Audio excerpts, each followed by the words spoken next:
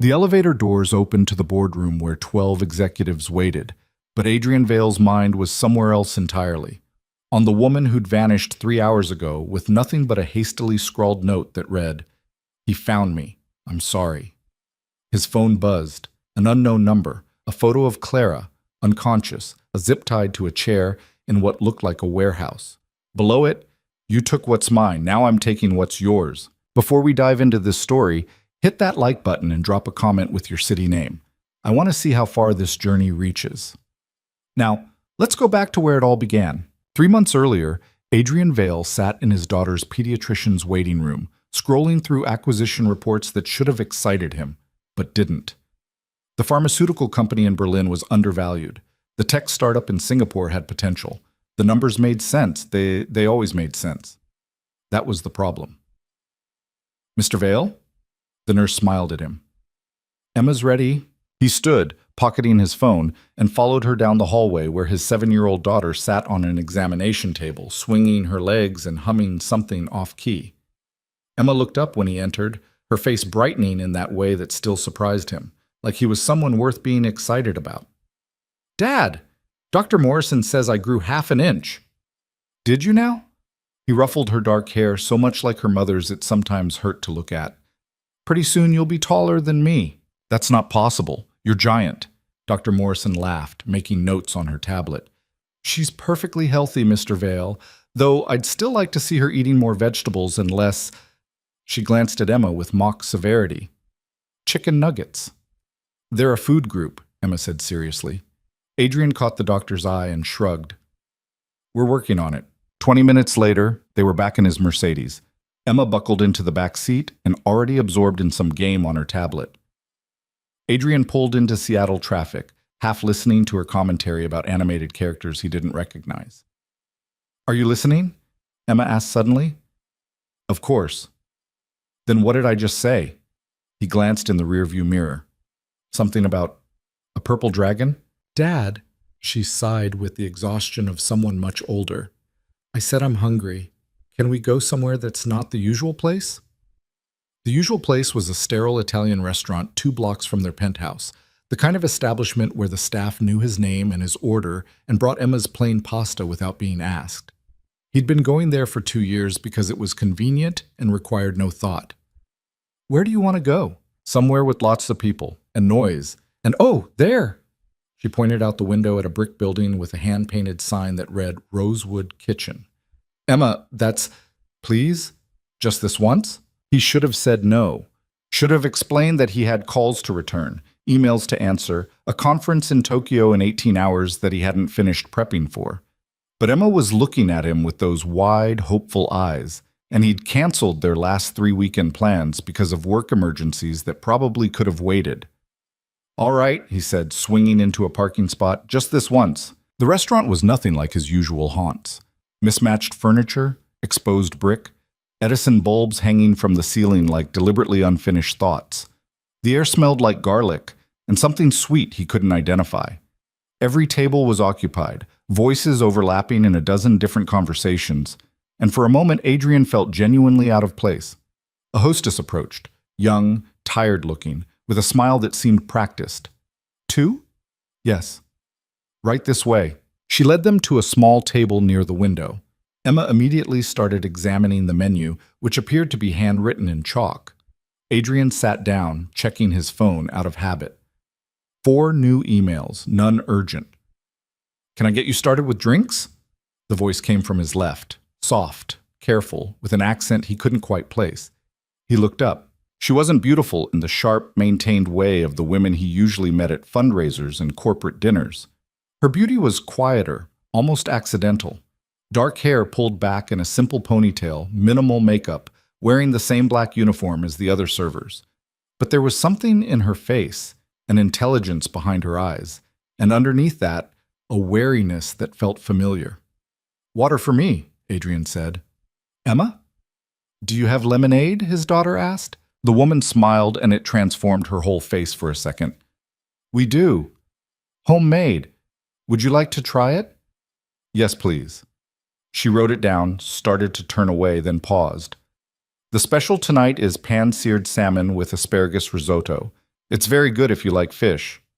I hate fish, Emma announced. Emma, Adrian said automatically. But the woman laughed, genuinely, not the polite customer service sound he'd expected. That's fair. The chicken marsala is safer, or we have excellent pasta. Pasta, Emma said immediately. Perfect choice. She glanced at Adrian. And for you? I'll try the salmon. She nodded and walked away, moving between tables with an efficiency that suggested she'd been doing this for a long time. Adrian watched her stop at a table of what sounded like French tourists, switching languages mid-sentence without hesitation. Then to an elderly couple where she spoke what might have been Italian, and then to a family with small children where she dropped into Spanish. Dad, you're staring, Emma whispered loudly. He picked up the menu. I'm reading. You're definitely staring. Their food arrived 20 minutes later. The pasta for Emma, salmon for him, both presented simply but carefully. The woman set the plates down with practiced movements, refilled their water glasses without being asked. Enjoy, she said, already turning to the next table. The salmon was excellent. Adrian ate slowly, listening to Emma chatter about school and her friends and some elaborate playground politics he couldn't quite follow. But part of his attention kept drifting to the waitress moving through the room, appearing and disappearing between tables like she was trying to remain unnoticed. When she came to clear their plates, Emma looked up at her with sudden curiosity. How many languages do you speak? The woman blinked, caught off guard. A few. I heard you talking in French, in Spanish, and something else. Italian, the woman said softly. And Portuguese. And a little Mandarin, though not as well. That's so cool. I only know English. Well, and a little Spanish from school, but I'm bad at it. You're not bad at it, Adrian said. You just started. The woman smiled at Emma, a real smile this time. Learning languages is like building muscles. It gets easier the more you practice. Do you have kids? Emma asked, and Adrian felt his face warm because his daughter had absolutely no sense of appropriate boundaries. But the woman didn't seem bothered. No, no kids. Oh, Emma processed this. Well, you'd be good at it. You're nice. Emma, let her get back to work, Adrian said quietly. The woman met his eyes for just a second, long enough for him to see something complicated pass through her expression, before she nodded and moved away. They paid at the front. The bill was reasonable, almost absurdly so, compared to what Adrian was used to spending on dinner. He left a tip that was probably too large, and when the hostess tried to hand him back part of it, he waved her off. Outside, Seattle was doing its usual evening drizzle. Emma skipped ahead to the car, but Adrian paused on the sidewalk, looking back through the restaurant's window. He could see the waitress inside talking to the chef, her posture relaxed in a way it hadn't been with customers. Dad, come on, Emma called. He unlocked the car and they drove home, back to the penthouse with its floor-to-ceiling windows and its uncomfortable silence. Emma went to do homework while Adrian stood in his kitchen, looking at the stack of takeout menus magneted to his refrigerator, and thought about a woman who spoke 5 languages while serving pasta to strangers.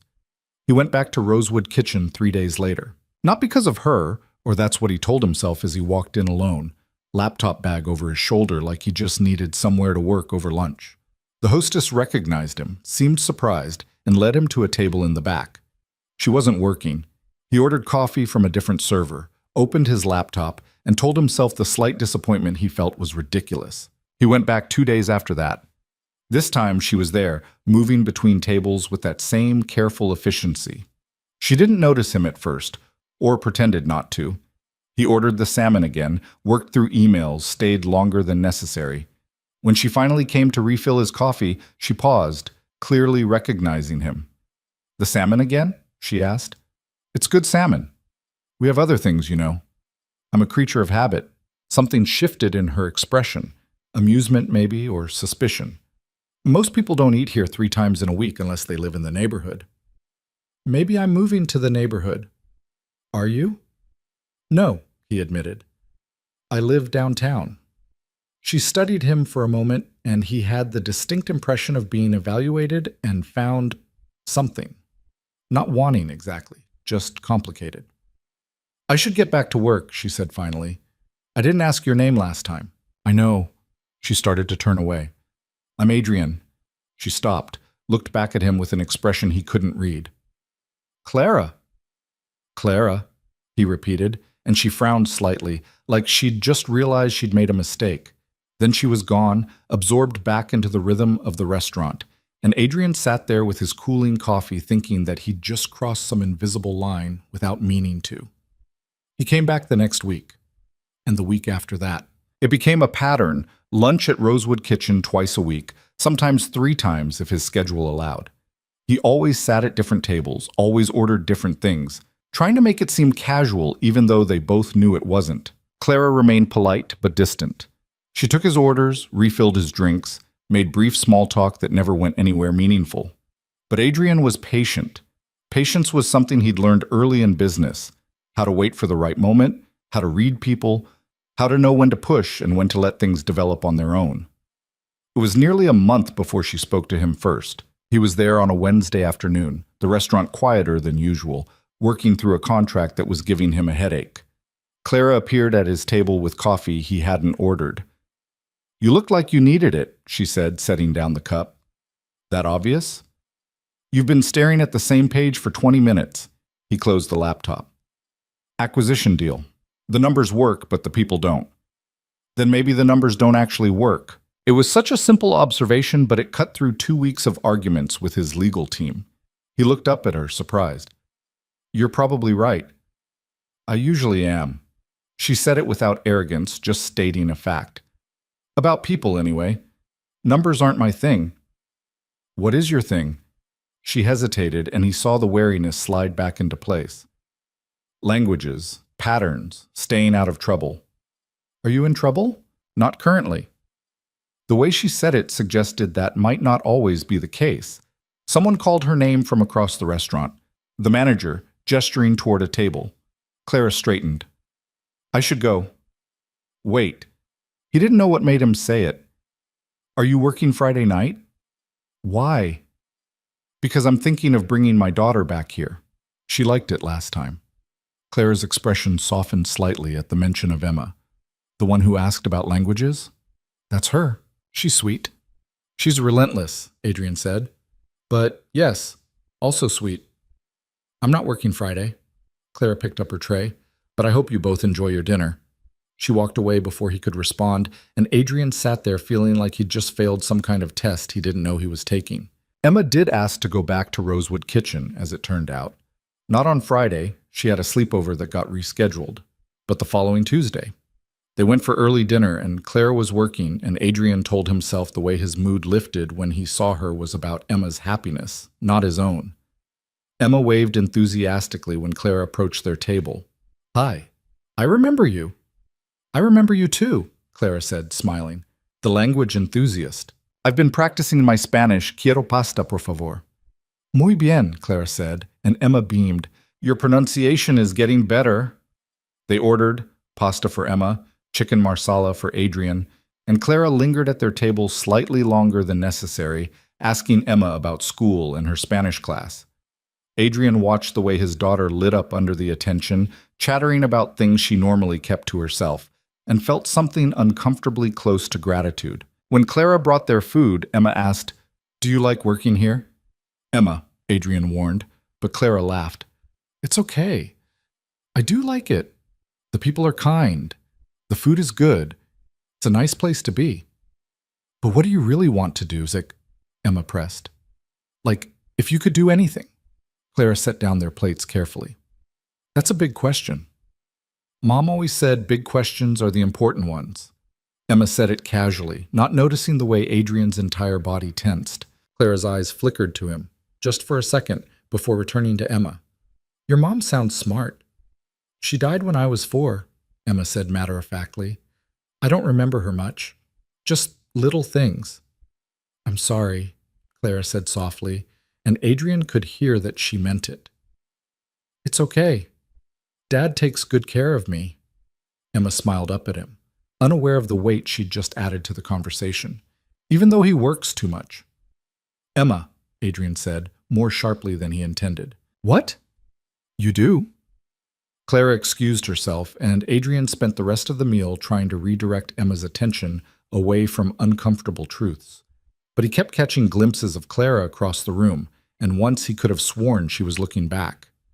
When they paid, Emma asked if they could come back again soon.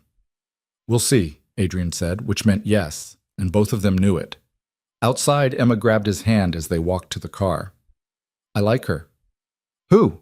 "Clara. She's nice, and she doesn't treat me like I'm stupid." "Nobody thinks you're stupid, Emma. Lots of people do. They use those weird high voices and ask me about princesses, even though I hate princesses." She squeezed his hand. "You should ask her on a date." Adrian nearly tripped. "What?" "Clara, you should ask her out. You look at her the way people look at each other in movies." "I do not." "You totally do." Emma grinned up at him. "It's okay, Dad. I wouldn't mind." "Mind what?" "If you liked someone." She said it simply, like it was the most natural thing in the world. "You're alone a lot." "That seems sad." Adrian unlocked the car, not trusting himself to respond.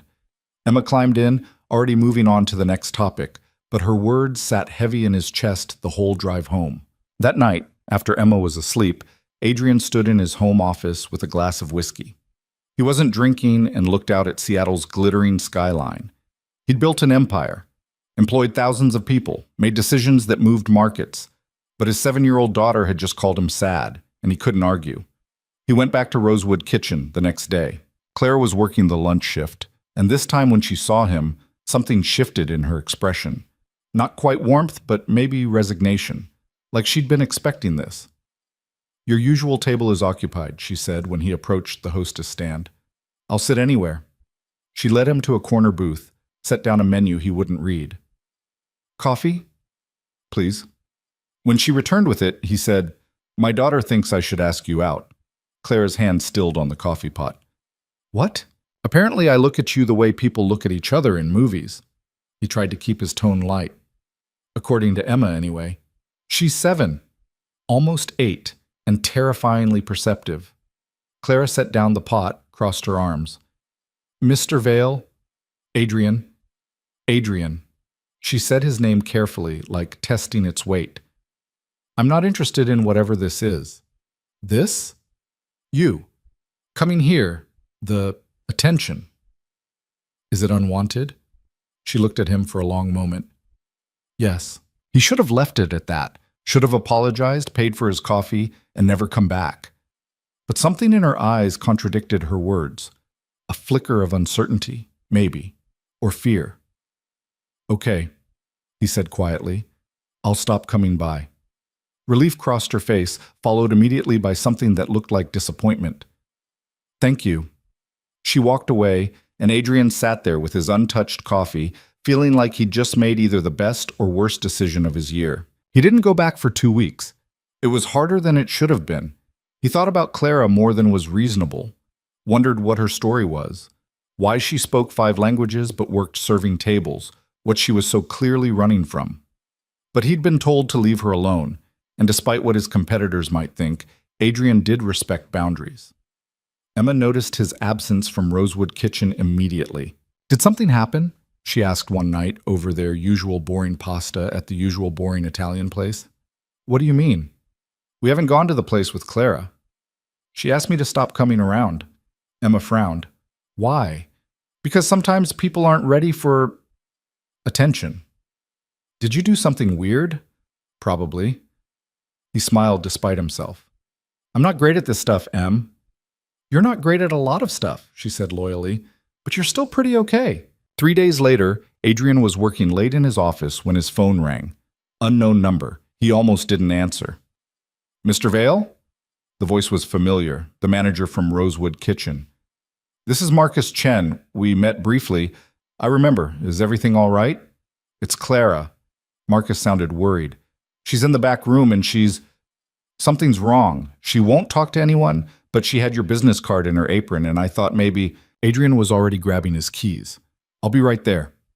The restaurant was closed when he arrived. Chairs up on tables, lights dimmed. Marcus let him in through the back entrance, leading him to a small office where Clara sat on the floor, back against the wall, shaking. "I'll give you privacy," Marcus said quietly, and left. Adrian approached slowly, like she was something wild that might bolt. "Clara?" She looked up, and her face was streaked with tears. "You shouldn't be here. Marcus called me."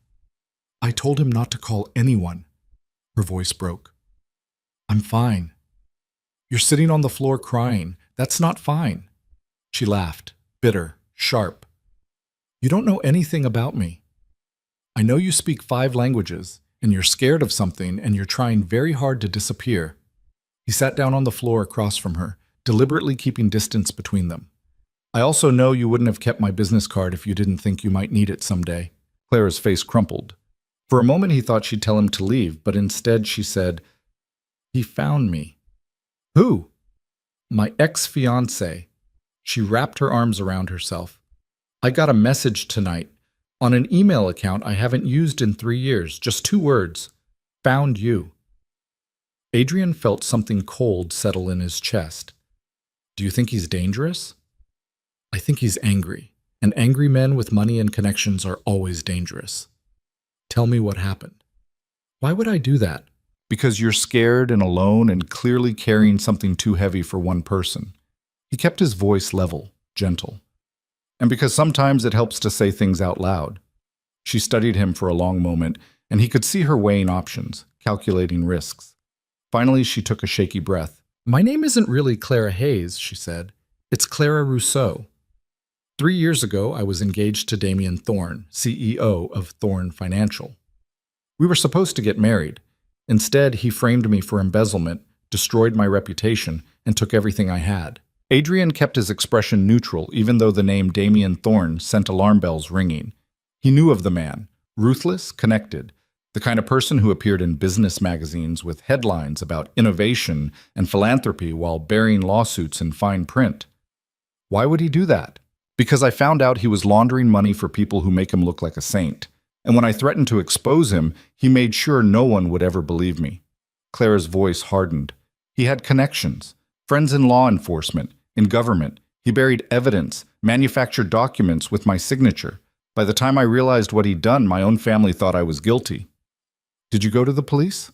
The police believed him. Everyone believed him. She wiped her eyes angrily. So I ran, changed my name, moved across the country, learned to be invisible. And it worked for 3 years. Until tonight. Adrian processed this, connecting pieces. You're not just hiding from an ex. You're hiding from someone who wants to make sure you stay silent. Yes. And now he knows where you are. Yes. She looked at him, vulnerable in a way that made his chest tight. I have to leave Seattle, tomorrow probably. Start over somewhere else. Or, Adrian said carefully, you could let me help. Clara laughed bitterly. You can't help with this. You'd be surprised what I can do. Why would you even want to? You don't know me. He considered the question seriously. I know you're intelligent, kind to my daughter, and working a job you're overqualified for because you're trying to survive. I know someone hurt you badly and you're still here, still fighting. That's enough for me. You're insane. Probably. He stood, offered her his hand. But I'm also stubborn, and I have resources you don't. Let me help Clara, or Rousseau, whoever you want to be. She stared at his outstretched hand like it might bite her. What do you want in return? Nothing. Everyone wants something. Then I want you to stop running. He kept his hand steady, just for a minute, long enough to figure out if there's another option. Clara looked at him for a long time, assessing, calculating, searching for the trap. Whatever she saw in his face must have satisfied her, because she finally took his hand and let him pull her to her feet. Okay, she said quietly. 1 minute, then I'm gone. Adrian smiled. 1 minute, that's all I need. He was lying, of course. 1 minute would never be enough. That 1 minute stretched into an hour in Adrian's car, parked in the empty lot behind Rosewood Kitchen. Clara sat in the passenger seat, staring straight ahead while he made phone calls. First to his head of security, then to a lawyer he'd used for sensitive matters, then to someone whose title he didn't specify, but who apparently owed him a favor.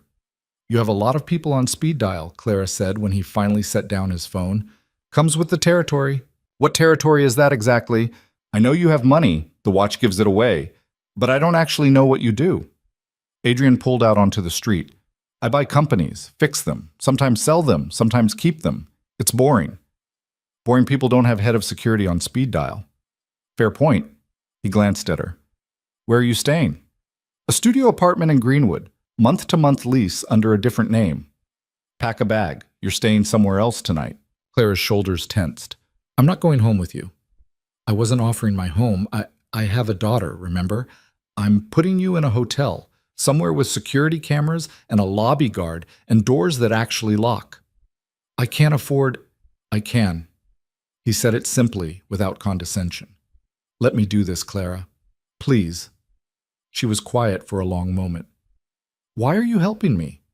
Because someone should have helped you 3 years ago and no one did. That's not an answer. It's the only one I've got right now. They drove to her apartment, a rundown building that made Adrian's jaw tighten. Clara ran inside and emerged 10 minutes later with a duffel bag that looked like it held everything she owned. She didn't say goodbye to anyone, didn't leave a note, just got back in the car like she'd done this before. The hotel was downtown, upscale enough to have actual security, but not so flashy that she'd stand out. Adrian checked her in under a corporate account, handed her the keycard. Get some sleep, he said. We'll figure out next steps tomorrow. Clara held the keycard like it might dissolve. I'm still leaving Seattle.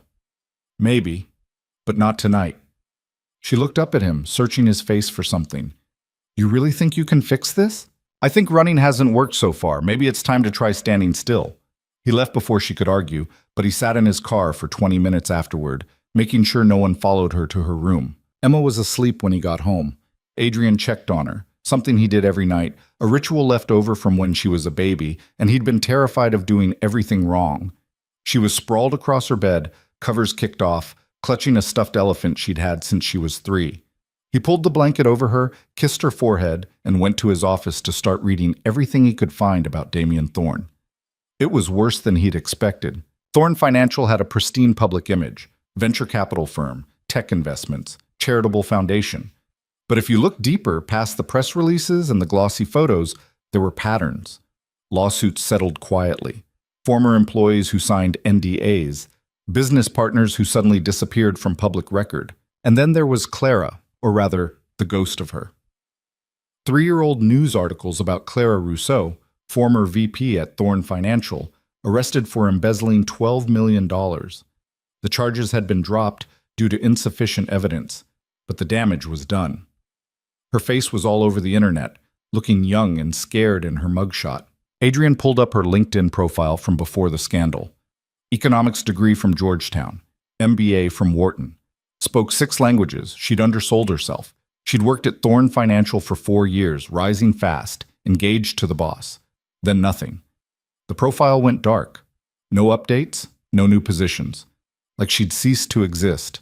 He worked until 3 in the morning, building a timeline, taking notes, finding holes in Thorne's story.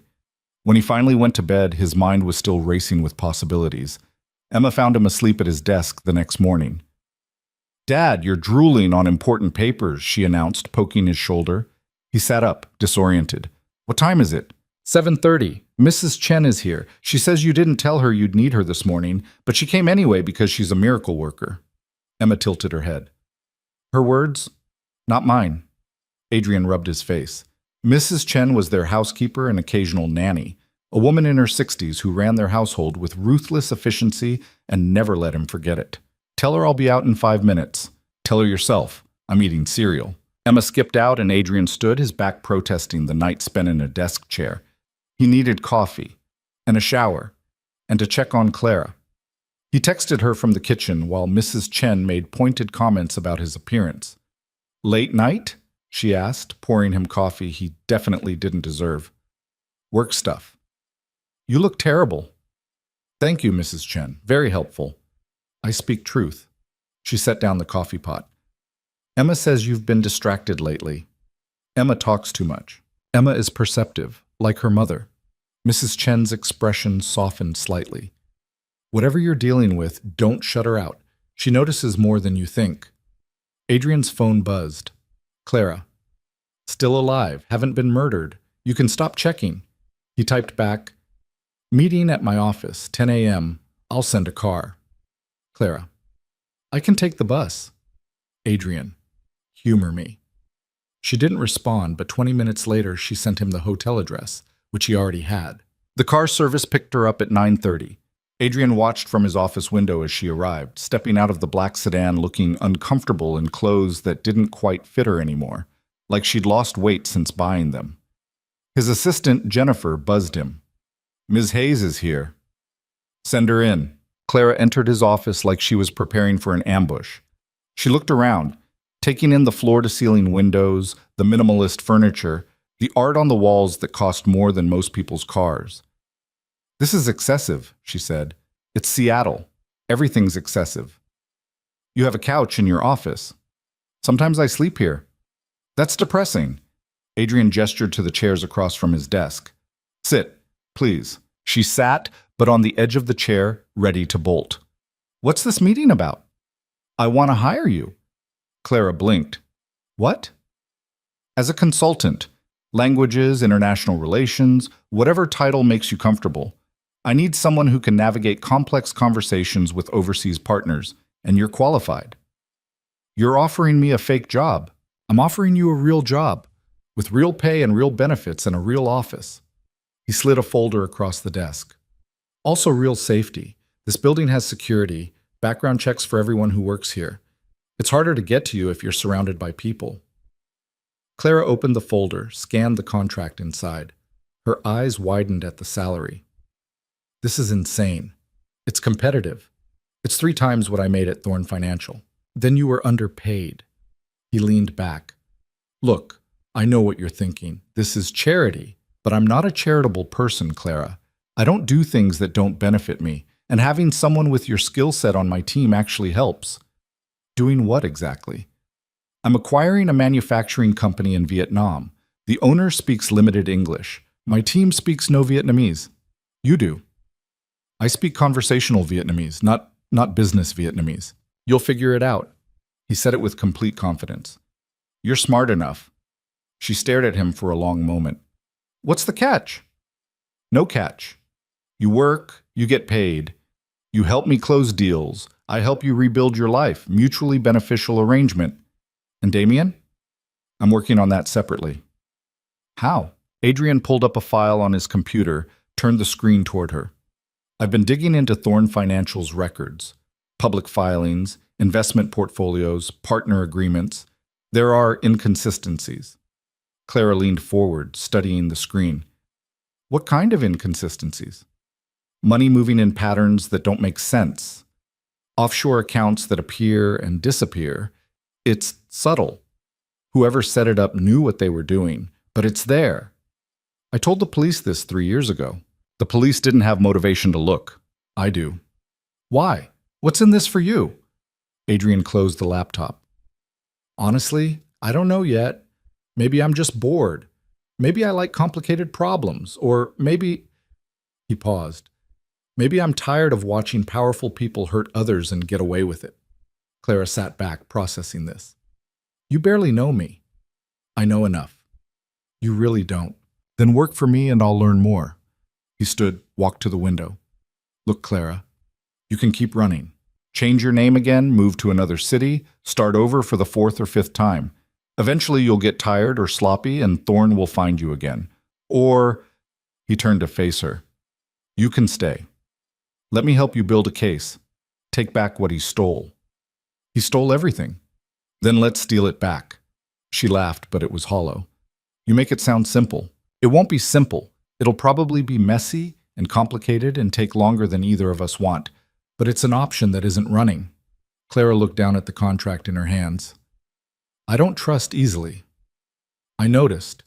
And I don't like owing people." "You won't owe me. You'll work. I'll pay you. That's how jobs function." She met his eyes. "If I do this, and I'm not saying I will, I need ground rules." "Name them." "I'm not your charity project. I'm not your damsel in distress. I do my job, you do yours, and we keep our personal lives separate." "Agreed." "I mean it, Adrian. No more showing up at my workplace. No more midnight rescues. No more—" She waved her hand vaguely. "Whatever this is." "This. You know what I mean." He did know. He also knew that trying to keep personal and professional separate when you were actively investigating someone's attempted murder of your character was probably impossible. But he nodded anyway. "Strictly professional," he said. "Good." She signed the contract with a pen from his desk, her signature quick and practiced. "When do I start?" "Monday. That gives you the weekend to move out of that studio and into somewhere safer. I can find my own apartment. I have a property manager who specializes in secure buildings. Let me connect you." Clara opened her mouth to argue, then seemed to realize it was pointless. "Fine, but I'm paying market rate." "Of course." She stood, tucking the contract under her arm. "Thank you. I think. This feels like a mistake, but I'm running out of good options." "It's not a mistake." "You don't know that. I'm rarely wrong about people. Everyone's wrong sometimes." She moved toward the door, then paused. "Your daughter, Emma. Does she know about any of this?" "No, and I'd like to keep it that way for now." "Agreed. Kids don't need to know about the messy parts." Something passed across her face. Grief, maybe, or regret. "She seems like a good kid." "She is." "Then don't let this, whatever we're doing, put her in danger." "I won't." Clara nodded and left, and Adrian stood at his window watching her cross the lobby below. She moved like someone used to being watched, her posture careful, her path deliberate. Jennifer knocked on his door. "You have a 2 o'clock with the Berlin acquisition team." "Cancel it." "Adrian, they flew in specifically for this meeting." "Reschedule, something came up."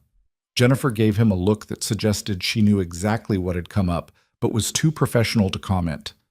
"I'll handle it." The rest of the day, Adrian spent building a network. He called in favors, contacted people he hadn't spoken to in years, reached out to investigators who specialized in financial crimes. By evening, he had a team assembled, quiet people, discreet people, the kind who understood that sometimes the right answer wasn't legal but was necessary. Emma was at a friend's house when he got home. Mrs. Chen had left dinner in the refrigerator with instructions written in her sharp handwriting. He ate standing at the counter, reading through reports his new team had already started generating. Thorn Financial was dirty. Not just dirty, rotten straight through. Money laundering, fraud, connections to people whose names appeared in sealed court documents. Damien Thorn had built an empire on other people's misery, and Clara had gotten too close to seeing it. Adrian's phone rang. "Unknown number," he answered. "Vale." "Mr. Vale." The voice was smooth, educated, familiar from YouTube videos and conference panels. "This is Damien Thorn. I believe we should talk." Adrian's blood went cold. "About what?" "About Clara Rousseau, or Hayes, or whatever she's calling herself these days." Thorn sounded amused. "She's working for you now. That's unexpected." "I hire talented people." "You hire damaged goods. There's a difference." A pause. "She's probably told you stories. About me. About what happened. I want you to know they're lies." "I haven't asked her about you, but you will.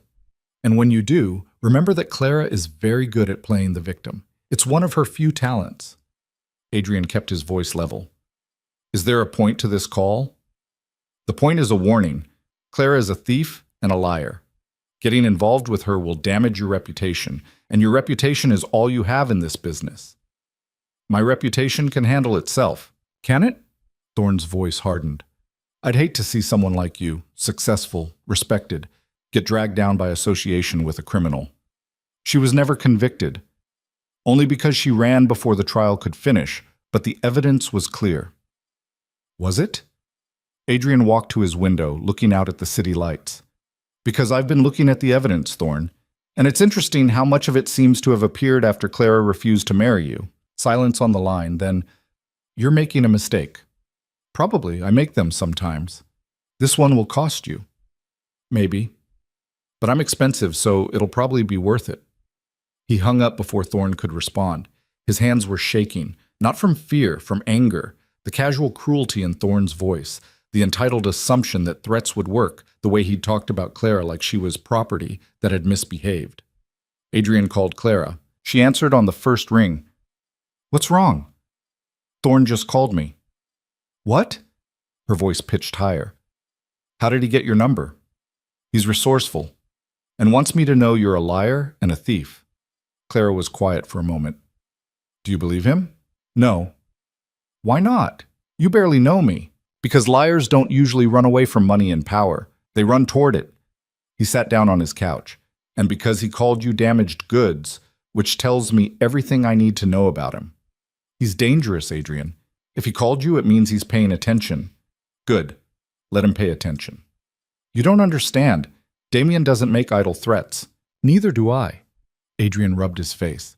Listen to me. I need you to be completely honest. Is there anything at all that he could use against you? Anything that would make his accusation stick? Clara hesitated, and in that hesitation, Adrian heard the weight of secrets.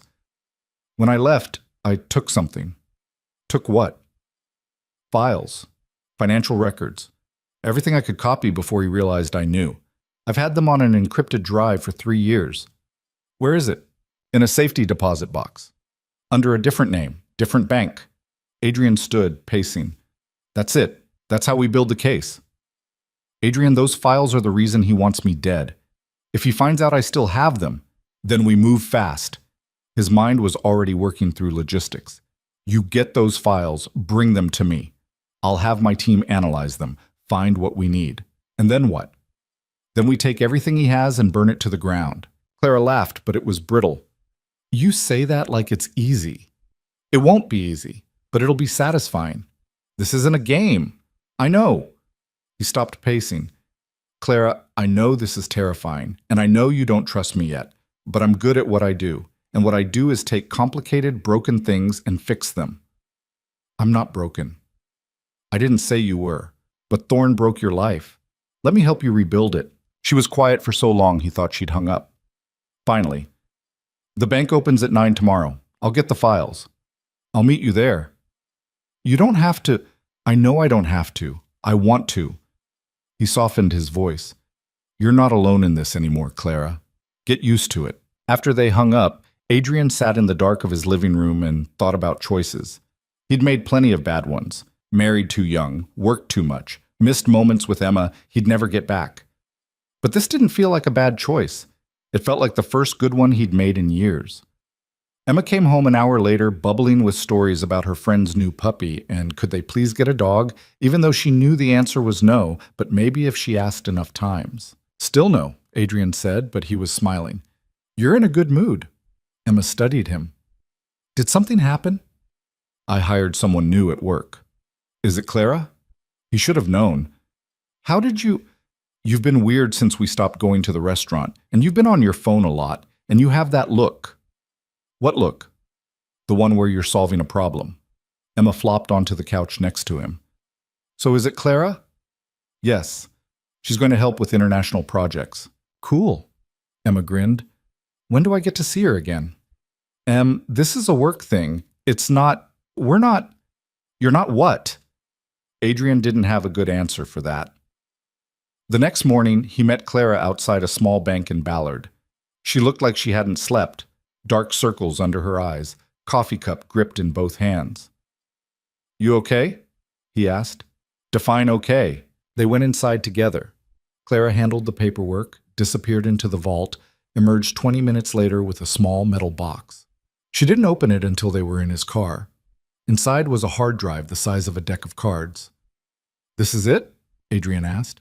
3 years of financial records, transactions, emails, internal memos, everything I could get before I ran. Clara turned it over in her hands. I've looked at it maybe twice. Every time I do, I remember why I ran instead of fighting. Can I see? She handed it to him. The drive was labeled with a date, the day before her arrest. Her handwriting was small, precise. What's on here? Adrian asked. Proof that Thorne Financial is a front. That Damien's been laundering money for arms dealers, human traffickers, people who make him look like a saint. Clara's voice was flat, reciting facts. Proof that he fabricated the embezzlement charges to discredit me before I could go public. Proof of everything. Then why didn't you use it? Because I was 27 and terrified and my own family believed him over me. She took the drive back. And because using it meant admitting I'd stolen confidential files, which is actually a crime. Unlike the embezzlement I didn't do. Adrian understood the trap. You were protecting yourself. I was running away. There's a difference.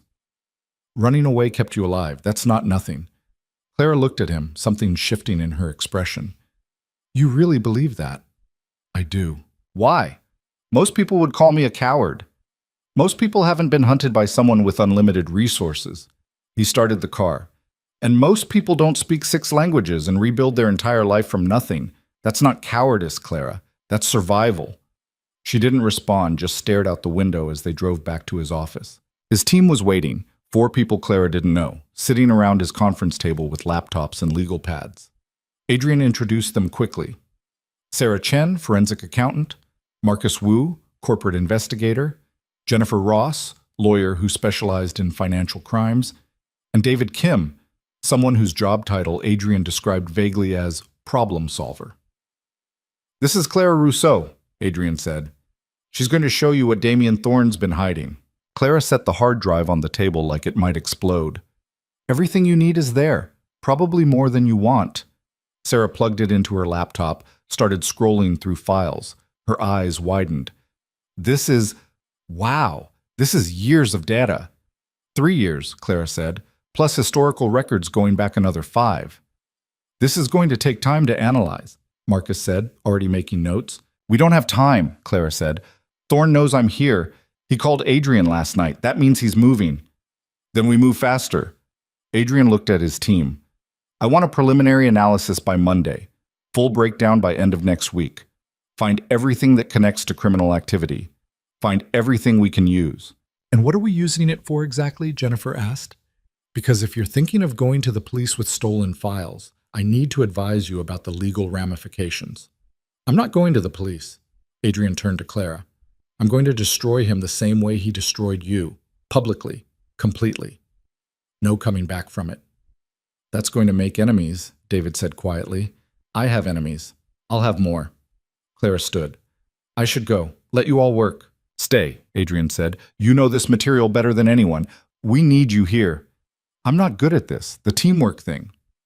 "You'll learn." She hesitated, then sat back down, and Adrian watched his team absorb this new person into their circle.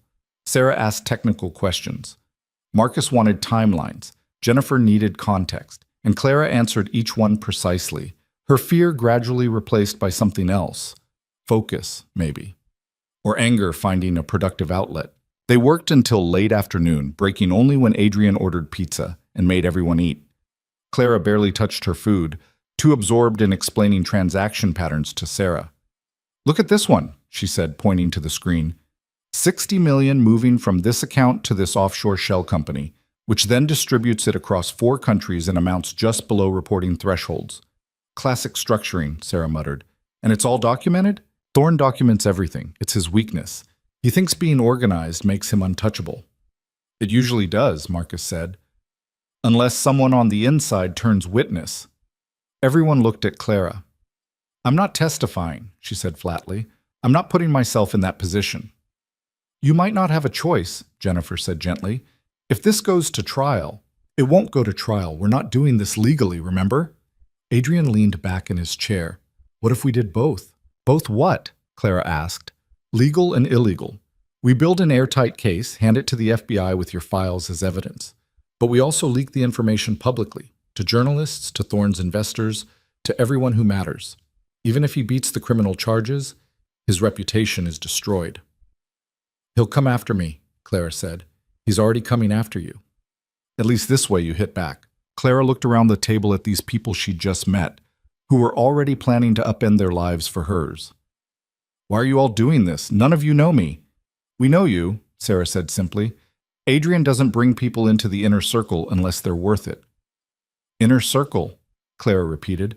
"Is that what this is?" "That's exactly what this is," Adrian said. They worked until midnight, ordering more food, caffeinating beyond reason, building a case that would take down an empire.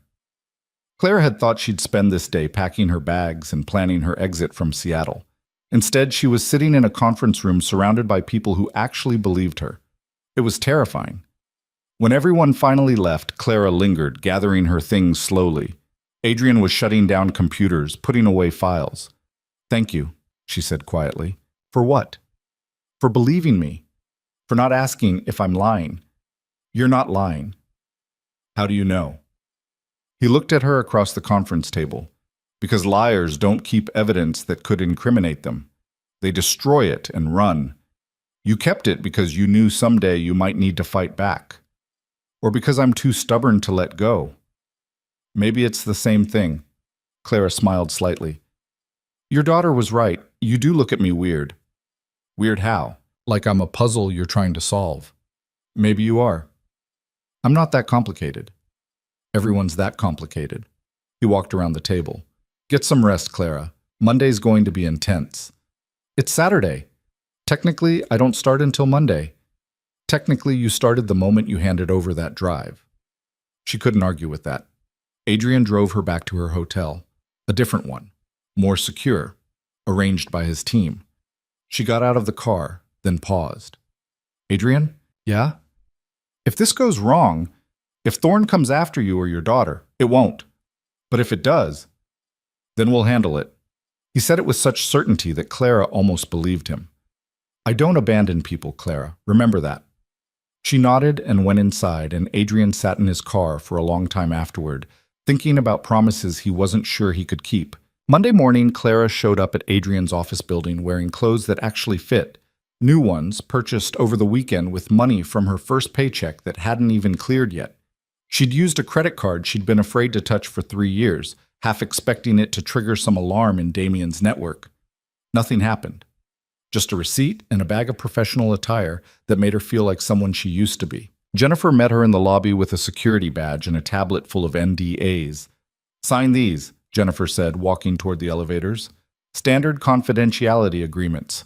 Also one specifically about the Thorne investigation that basically says if you talk to anyone outside this building about what we're doing, we can sue you into oblivion. Comforting. It protects everyone, including you. Jennifer pressed the button for the 15th floor. Adrian's in meetings until 10, but Sarah wants to walk you through the preliminary findings. We've already found some interesting discrepancies. Claire's new office was smaller than Adrian's, but still nicer than anywhere she'd worked in 3 years. Windows overlooking the city, actual furniture, a computer that didn't take 5 minutes to boot up. This is too much, she said. It's standard, Jennifer replied. Well, standard for senior consultants, which is apparently what you are now. Sarah appeared in the doorway, holding a laptop and looking like she hadn't slept. Clara, good. I need you to explain something. They spent the next 2 hours going through financial records, Clara translating the chaos of Thorne's accounting into something comprehensible. She'd forgotten how good she was at this, seeing patterns in numbers, understanding the story behind the transactions. It felt like using muscles she'd let atrophy. Here, Clara pointed at the screen. This series of transfers. They're listed as equipment purchases, but the amounts don't match any actual equipment costs, and they're all going to the same shell company in the Caymans. How do you know they don't match equipment costs? Because I used to authorize equipment purchases. I know what things cost. Clara pulled up another file. And look at the dates. Every transfer happens exactly 3 days after a large deposit from this account here. Sarah's eyes widened. That's a known front for arms trafficking. I know. You knew 3 years ago. I knew 3 years ago, Clara confirmed. I tried to tell people, no one wanted to hear it. Adrian walked in carrying coffee and looking tired. How bad is it? Bad, Sarah said. Like federal prison bad. We found money laundering, fraud, probable ties to weapons trafficking, and that's just from the first pass. Can we prove it? With Clara's testimony? Absolutely. Everyone looked at Clara, who felt her stomach drop. I already said I'm not testifying. Clara, Adrian started. No, you don't understand what you're asking. Damien has connections everywhere. Police, judges, prosecutors. People disappear when they testify against him. People disappeared before social media and public scrutiny, Jennifer said. We make this loud enough, visible enough, and it's harder for him to make you vanish. Harder isn't impossible. Adrian set down his coffee. What if we didn't need you in court? What if we built a case so airtight that your testimony was just supporting evidence? How? Clara asked. We find someone else on the inside, someone currently working at Thorne Financial who's willing to flip. Clara laughed bitterly. Good luck. Damien pays well and threatens better. No one's going to risk it. Everyone has a price, Marcus said, appearing in the doorway. Or a pressure point. We find the right person, apply the right leverage. You're talking about blackmail. I'm talking about persuasion. Clara looked at Adrian. Is this what you do? Just casually discuss blackmail in morning meetings? This is what we do when legal options aren't working, Adrian said quietly. I'm not proud of it, but I'm pragmatic. And if I'm not comfortable with that, then we find another way. She studied his face, looking for deception and finding only exhaustion. He meant it. If she drew a line, he'd respect it, even if it made everything harder. Fine, Clara said. Find your inside person, but I want to know who it is before you approach them. Over the next week, Marcus compiled dossiers on every current Thorn Financial employee. They spread them across the conference table like some grim version of a dating app. Headshots and employment histories and personal details that made Clara uncomfortable. This one, Marcus said, tapping a photo. Rebecca Santos, junior analyst, been there 2 years. Recently passed over for promotion despite excellent performance reviews. Disgruntled employee, Sarah said. Classic flip candidate. Clara studied Rebecca's photo. Young, maybe 26, with the kind of eager smile people wore in corporate headshots before the job beat it out of them. She works in the division I used to run. She'd have access to current records. Can you reach out to her? Adrian asked. Me? No. Damien's probably told everyone I'm a criminal. She wouldn't take my call. What if someone else made the introduction? Jennifer pulled up Rebecca's LinkedIn profile. She's connected to half the finance people in Seattle. We could have someone she trusts make an introduction. Who does she trust? Clara asked. According to her social media, she's close with another analyst named David Park. They went to grad school together. Jennifer scrolled through photos. And David Park is married to someone who works at Vail Industries. Adrian smiled. Well, that's convenient. It took 3 days to arrange a casual coffee meeting between Rebecca and Jennifer, orchestrated through the David Park connection to seem completely natural. Clara waited in Adrian's office, pacing, while Jennifer made the approach. Stop moving, Adrian said from his desk. You're making me anxious. This is a terrible idea. It's the only idea we have. What if she says no? What if she tells Damien we approached her? Then we adapt. Clara sat down, stood up again. You're very calm about this. One of us has to be. His phone buzzed. A text from Jennifer. She's interested. Setting up a follow-up meeting. Adrian showed Clara the message. She read it twice, trying to process. That's it? She's just interested? Apparently being passed over for promotion made her reconsider her loyalties. Or she's going to report this to Damien, and we're all going to end up dead. Your optimism is inspiring. Despite herself, Clara almost smiled. The follow-up meeting happened 2 days later at a restaurant across town, neutral territory, public enough to be safe, but quiet enough to talk.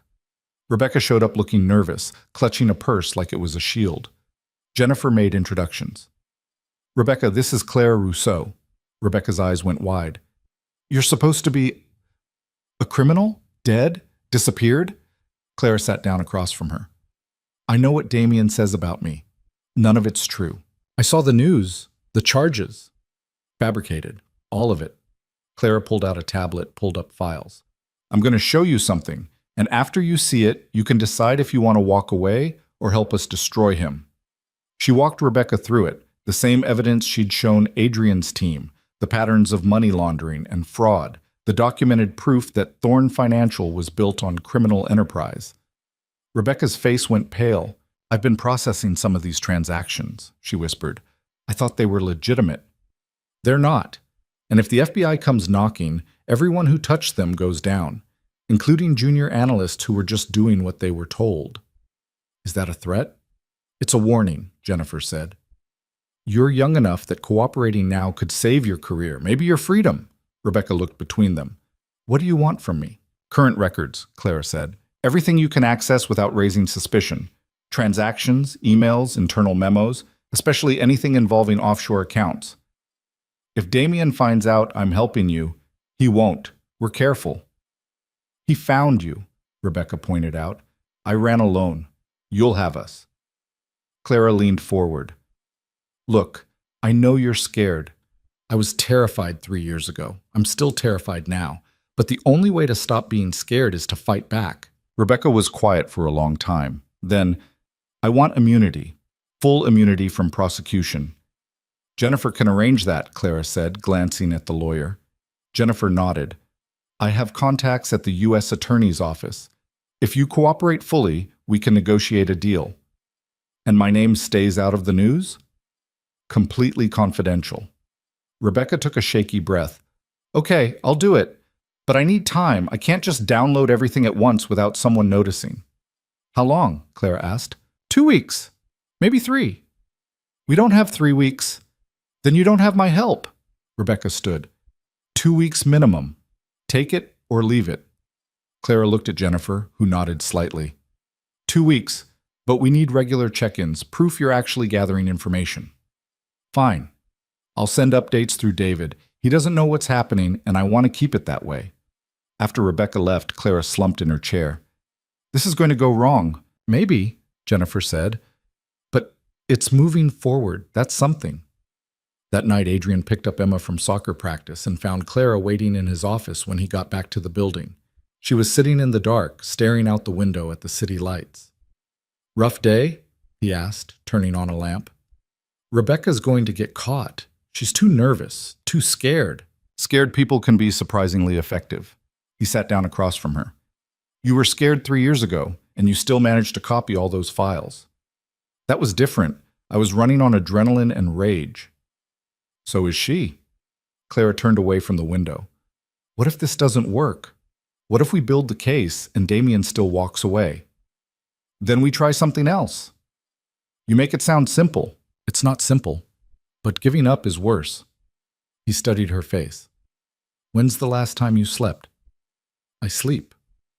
When? She didn't answer. Adrian stood, grabbed his coat. Come on. Where are we going? To get you actual food and maybe convince you to go back to your apartment and rest. I'm fine here. You're sitting in my dark office like some kind of corporate ghost. You're not fine. She wanted to argue but didn't have the energy.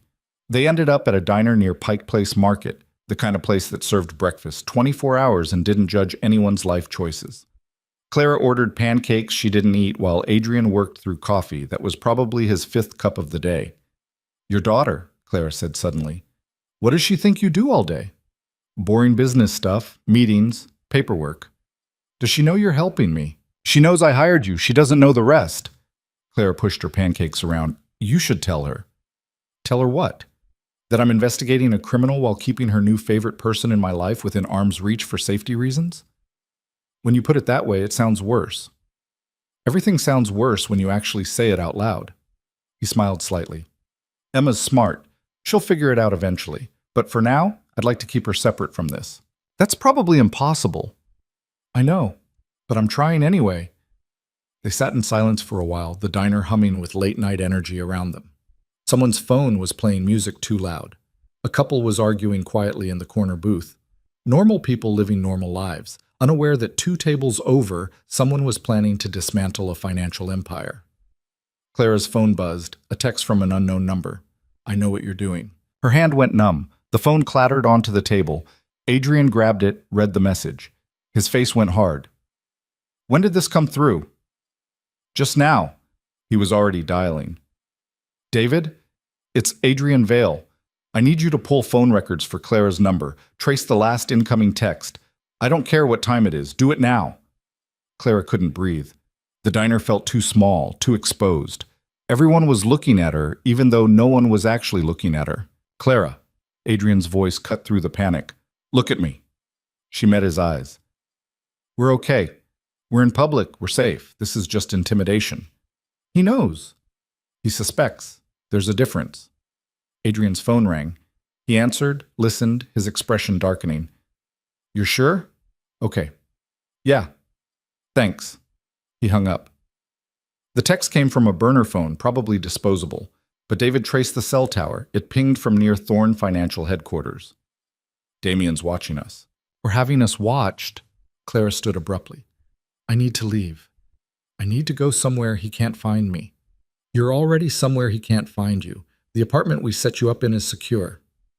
Clearly not secure enough if he knows I'm working with you. Adrian threw cash on the table, guided her outside. The street was busy despite the late hour, people spilling out of bars and restaurants. He kept one hand on her elbow, scanning faces. We're going back to my building, he said. You'll stay in one of the executive suites tonight. I'm not hiding in your office. You're not hiding, you're being strategic. His car was in a garage 2 blocks away.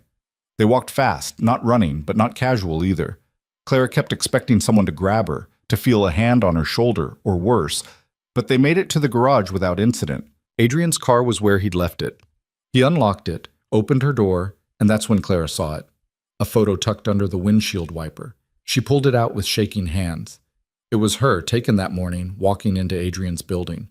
Someone had been close enough to photograph her without her noticing. "Get in the car," Adrian said, his voice deadly calm. They drove to his building in silence. Adrian called his security team, had them sweep the garage, the lobby, every entry point.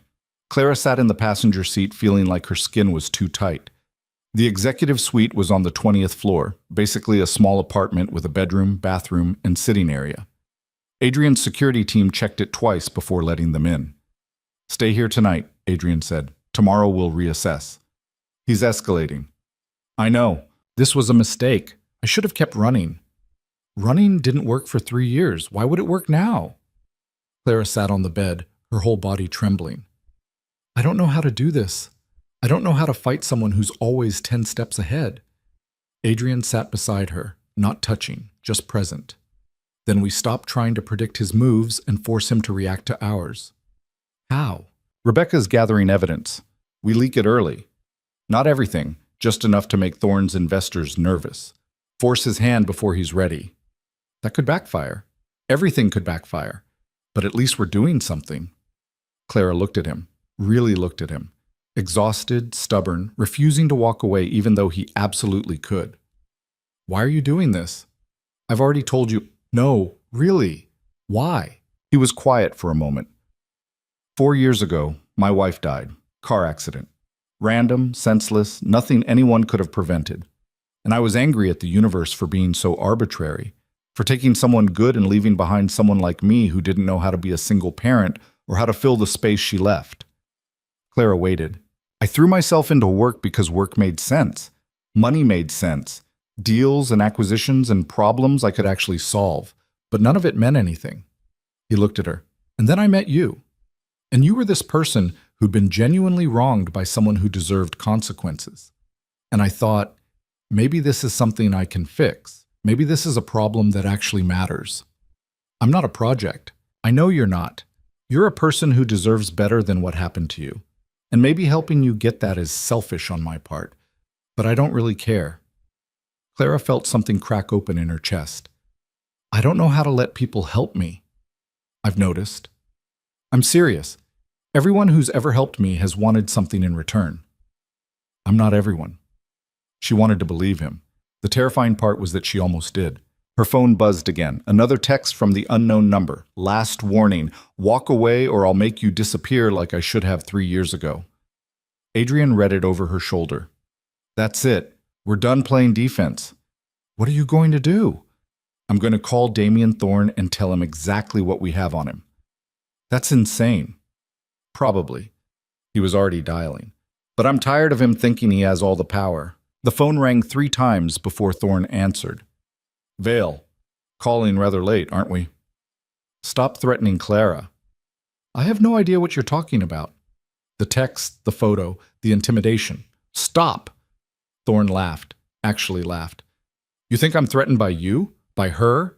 You're playing in a league you don't understand. Try me. I've buried better men than you for less. What makes you think you're special?" Adrian's voice went cold. "Because I have 3 years of your financial records.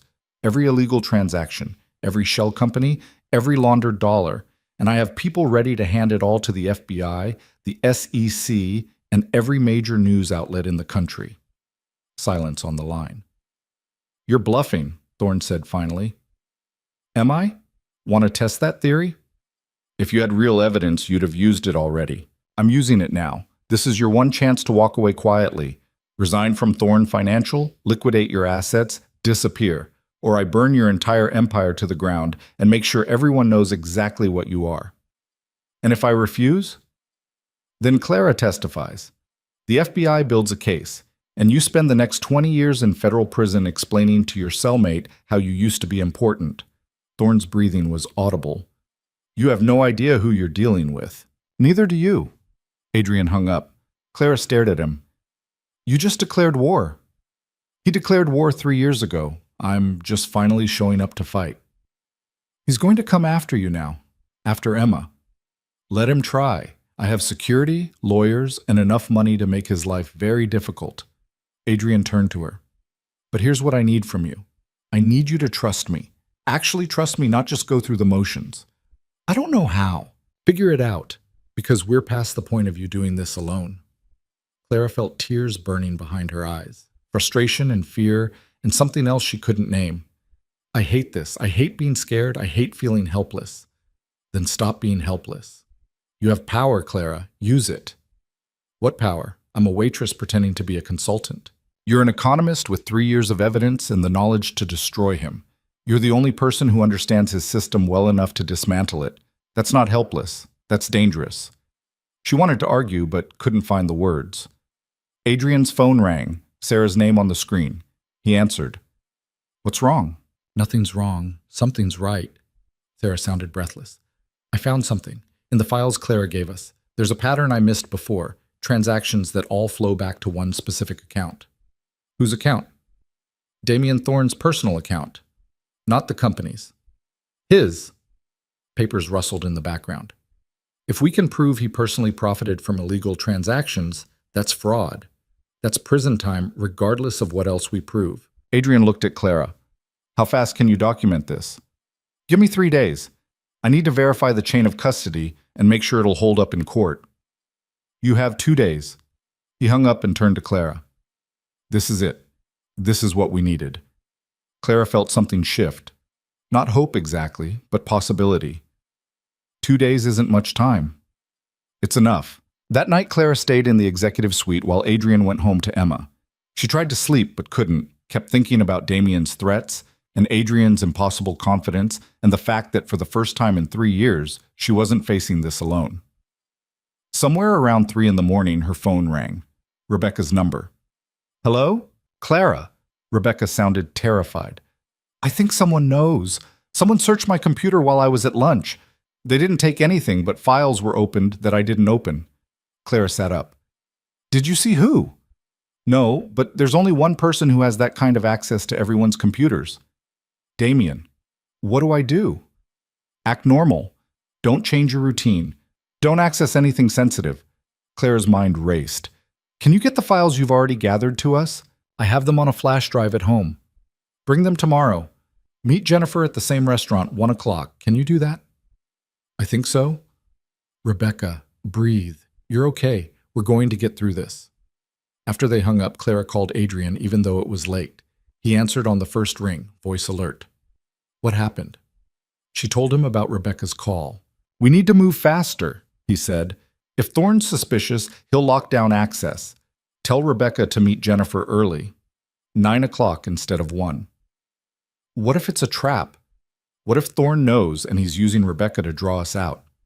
Then we spring the trap and deal with it. You make it sound simple. Clara. His voice softened. I know you're scared, but we're close. We have his personal accounts. We have Rebecca's current records. We have everything we need. 1 more day. Can you hold on for 1 more day? She wanted to say no, wanted to run like she'd been running for 3 years, but instead she said, 1 more day. That's all I'm asking. The next morning, Rebecca met Jennifer at a coffee shop downtown. She handed over the flash drive, looking like she might throw up, then disappeared into the crowd before anyone could stop her. Jennifer brought the drive straight to the office. Sarah plugged it in, started downloading files, her expression growing more intense with each folder. This is current, she breathed. These transactions are from last week. And look, here's Damien's personal account again, receiving funds directly from a known trafficking operation. Clara leaned over her shoulder, studying the screen. That's not even hidden. He's getting careless. Or arrogant, Marcus said. He thinks he's untouchable. Let's prove him wrong, Adrian said from the doorway. They spent the day building the final case, assembling documents, creating timelines, verifying sources. By evening, they had a file 200 pages long that documented 3 years of systematic fraud, money laundering, and criminal conspiracy. Jennifer reviewed it with the careful eye of someone who'd put away criminals for decades. This is solid. This is prosecutable. Can we take it to the FBI? Clara asked. We can. But once we do, it's out of our hands. They'll investigate, which takes time, months, maybe years. Adrian shook his head. We don't wait for the FBI, we go public first. That's risky, Jennifer warned. If the evidence gets challenged, then it gets challenged, but at least everyone knows what he is. Adrian turned to Clara. It's your call, your evidence, your choice. Clara looked at the file on the screen, 3 years of her life, reduced to data and documentation. She thought about the woman she'd been before Damien, confident and capable, the woman she'd become after, scared and hiding, and the woman she might be if she actually did this. We go public, she said, tomorrow morning. Send it to every news outlet, every regulatory agency, everyone who matters. I want the world to know what he did. Adrian smiled. Then let's burn it all down. They worked through the night, finalizing the package that would go out at 6 in the morning. Adrian had contacts at the Seattle Times, the Wall Street Journal, Bloomberg, Reuters. Marcus knew investigative journalists who specialized in financial crimes. Jennifer had connections at the SEC and FBI who would receive copies simultaneously with the press. Clara sat in the conference room at 4 in the morning, drinking coffee that had gone cold hours ago, watching her team prepare to detonate her entire past. You should go home, Sarah said, looking up from her laptop. Get a few hours of sleep. I won't sleep. Neither will any of us, but at least pretend to try.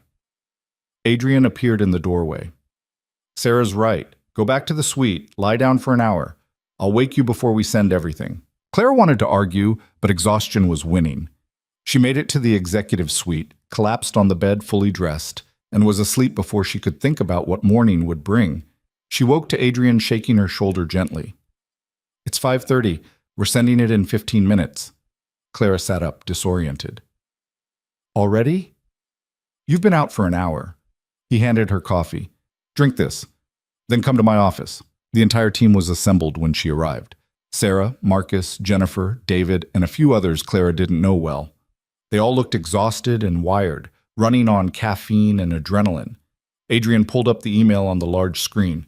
Attached were PDFs of the full report, spreadsheets of transactions, scanned documents with Damien's signature. The subject line read, Evidence of criminal activity at Thorn Financial for immediate investigation. Last chance to back out, Adrian said to Clara. She thought about the last 3 years. The fear, the running, the person she'd had to become just to survive. Send it. He clicked the button. For a moment, nothing happened. Then Sarah's phone started buzzing, then Marcus's, then Adrian's. Journalists responding already, asking for interviews, requesting additional documentation. That was fast, Clara said.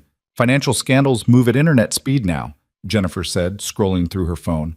The SEC is already acknowledging receipt. FBI's asking for a meeting. Adrian's phone rang. He looked at the screen, showed it to Clara. Damien Thorn. Don't answer it, she said. He answered it anyway, putting it on speaker. You just made the biggest mistake of your life. Damien's voice was ice. Funny. I was about to say the same to you. You think some documents mean anything? I have lawyers who will shred this in court. I have friends who will make sure it never sees a trial. Your friends are reading about you in the Wall Street Journal right now, Adrian said calmly. I'd imagine they're reconsidering the friendship. This isn't over. You're right, it's not. Because in about 3 hours, Clara's going to give a press conference explaining exactly what you did to her, how you fabricated evidence, destroyed her reputation, and spent 3 years hunting her. And unlike your lawyers, she's sympathetic, she's credible, and she has nothing left to lose. She has you to lose, and your daughter. The temperature in the room dropped. Adrian's voice went deadly quiet. Are you threatening my child? I'm stating facts. People close to you tend to have accidents. Ask your wife. Clara watched Adrian's face go white. She'd never seen him angry, frustrated, tired, determined, but not angry. Now rage flickered behind his eyes, controlled but barely. Jennifer, he said without taking his eyes off the phone. Record this conversation and add it to the FBI file. Threatening a minor is a federal offense. Already recording, Jennifer said. You have nothing, Damien said, but his voice had changed. Less confident. I have everything. Your accounts, your transactions, your signature on documents authorizing illegal transfers. I have testimony from current employees. I have 3 years of evidence you thought was destroyed. Adrian leaned toward the phone. And I have something you don't, the moral high ground. So here's what's going to happen. You're going to resign today.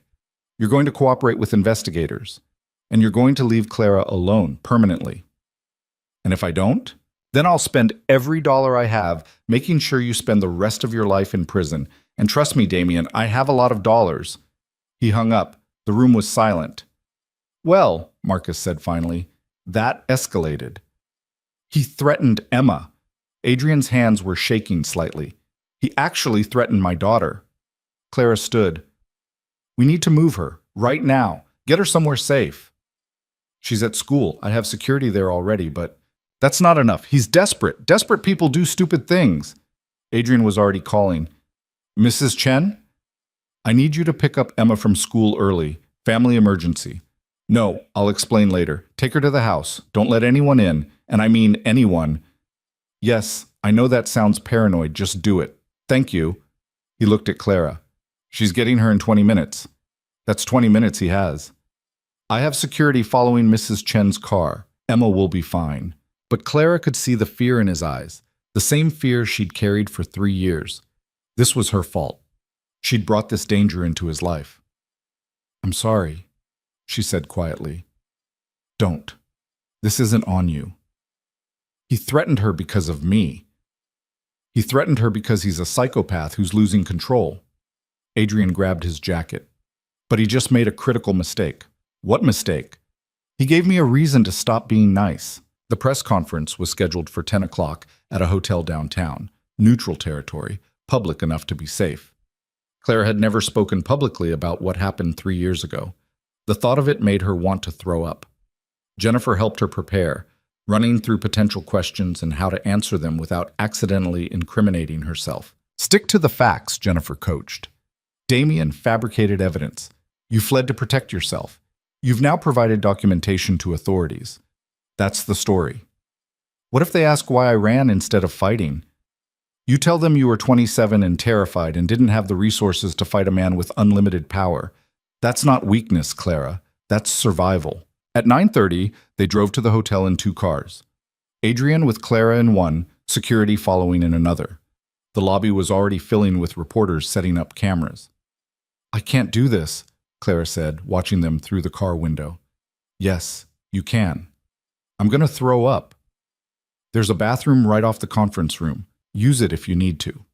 She looked at him. How are you so calm? I'm not. I'm terrified. But I'm better at hiding it than you are. They went through a side entrance, avoiding the main press crowd. A hotel employee led them to a small room where Clara could wait. Jennifer was already there, reviewing notes. The FBI is here, she said. They want to talk to you after the press conference. Great. More pressure. They're on your side, Clara. You're the victim and the witness. They want to help. They didn't want to help 3 years ago. 3 years ago, you didn't have 200 pages of documentation and a billionaire backing your story. Adrian's phone buzzed. He looked at it, frowned. Rebecca's not answering her phone. Maybe she's at work, Sarah suggested. She was supposed to call in sick today. Stay home until this blows over. He tried calling again, straight to voicemail. Clara felt ice in her stomach. Something's wrong. We don't know that. Call David, see if he's heard from her. Adrian called. The conversation was short. He hung up looking grim. David hasn't seen her since yesterday. She texted him last night saying she wasn't feeling well, and he hasn't heard from her since. Damien got to her, Clara said. We don't know that, Jennifer repeated, but she looked worried. Send someone to her apartment, Adrian told Marcus. Right now. Marcus left to make calls. Clara sat down before her legs gave out. Rebecca had risked everything to help them, and now she was missing. This is my fault, Clara whispered. Adrian crouched in front of her. Listen to me. We don't know what happened. Maybe her phone died. Maybe she's actually sick and sleeping. We can't assume the worst. You know what happened. Damien warned us. And if he did something to Rebecca, that's another crime we'll bury him with. It wasn't comforting. At 10 o'clock, Jennifer walked Clara to the podium. The room was packed. More reporters than Clara had expected, cameras everywhere, microphones pointed at her like weapons. She sat down at the table, Adrian on one side, Jennifer on the other. Her hands were shaking so badly she had to clasp them in her lap. Jennifer started with a prepared statement, outlining the basic facts. Then she opened it up for questions. "Miss Rousseau, why did you wait 3 years to come forward?" A reporter in the front row, young and aggressive. Clara took a breath. "Because 3 years ago, no one believed me. Damien Thorne had successfully convinced everyone, police, prosecutors, my own family, that I was a criminal. Coming forward then would have meant going to prison for crimes I didn't commit. But you did flee the jurisdiction. Doesn't that suggest guilt? It suggests fear. When someone with unlimited resources and powerful connections wants to destroy you, sometimes the only option is to disappear." "What changed?" Another reporter. "Why come forward now?" Clara glanced at Adrian. "I found people willing to help me fight back. People who believed my story and had the resources to investigate properly." "Is it true you're in a relationship with Adrian Vale?" "No." Clara said it firmly. "Mr. Vale hired me as a consultant. Our relationship is strictly professional." "But he's bankrolling this entire investigation, isn't he? How is that not a conflict of interest?" Adrian leaned forward. "I'm funding the investigation because I believe justice delayed is justice denied. Miss Rousseau came to me with credible evidence of criminal activity. I chose to help her pursue that evidence. If that's a conflict of interest, I'll live with it." The questions continued, rapid fire and increasingly hostile. They wanted to know about the flash drive, about Rebecca, about whether Clara had broken any laws in obtaining the evidence. Jennifer fielded most of them, but Clara had to answer enough to feel like she was being slowly shredded. Finally, after 45 minutes, Jennifer called an end to it. "Ms. Rousseau has provided full cooperation to federal authorities and will continue to do so. Thank you for your time." They escaped through the side door while reporters shouted after them. Clara made it to the car before her legs gave out completely. She sat in the passenger seat, shaking, while Adrian drove them back to his office. "You did great," he said. "I almost threw up twice." "But you didn't. That's what matters." Her phone started ringing. Unknown numbers, one after another. Clara turned it off. "They're going to dig into everything," she said. "My past, my family, every mistake I've ever made. Let them. You have nothing to hide." "Everyone has something to hide." Back at the office, Marcus was waiting with news. "Rebecca's apartment is empty. Looks like she left in a hurry. Clothes in the closet, food in the fridge, but her laptop and phone are gone." "Did she run or was she taken?" Adrian asked. "Can't tell. No signs of struggle, but that doesn't mean anything." Clara closed her eyes. "He has her. Or she got scared and ran," Jennifer suggested. "She knew this was going public today. Maybe she panicked." "We need to find her," Clara said. "The FBI's looking," Marcus said. "I gave them everything we have on her." It wasn't enough. Nothing felt like enough. The rest of the day was chaos. Phone calls from journalists from the FBI, from Thorne Financial's lawyers threatening defamation suits. Adrian's legal team handled most of it while Clara hid in his office, watching news coverage of the press conference on his computer. She looked terrible on camera, pale, scared, stumbling over words. But she also looked honest, and the documents backing up her story were already spreading across financial news sites. By evening, Thorne Financial's stock had dropped 18%. Major investors were demanding answers. Board members were calling for Damien's resignation. "It's working," Sarah said, showing Clara the news feeds. "He's hemorrhaging money and credibility. But Rebecca's still missing. The FBI will find her." "You don't know that." Adrian appeared in the doorway. "Emma's asking about you." Clara looked up. "What?" "She saw the news. Someone at school told her you were on TV talking about crimes and bad people. She wants to know if you're okay." "I can't talk to her. Not about this." "I'm not asking you to explain the investigation. I'm saying she's worried about you. Come have dinner with us." "Adrian, please, she likes you. And honestly, I could use the distraction." Clara let him drive her to his penthouse, a sprawling space with floor-to-ceiling windows and the kind of minimalist furniture that suggested professional decorators.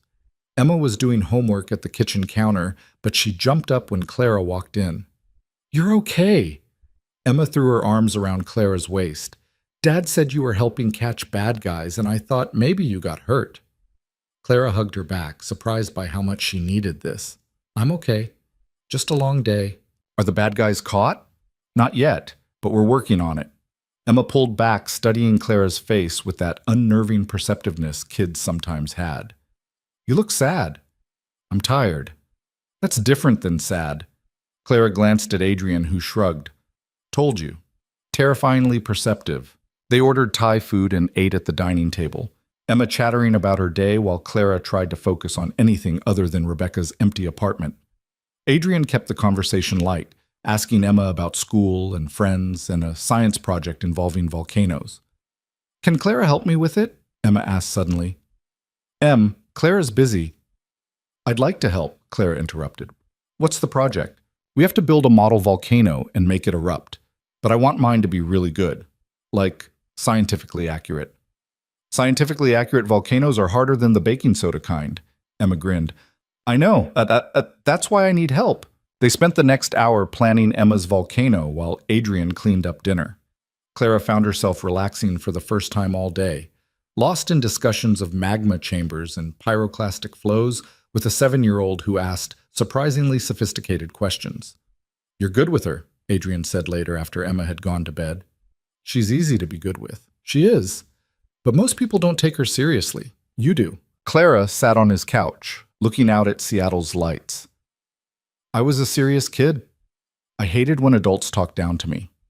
What were you like? As a kid? Quiet, bookish. I learned languages because I liked how they made sense in ways people didn't.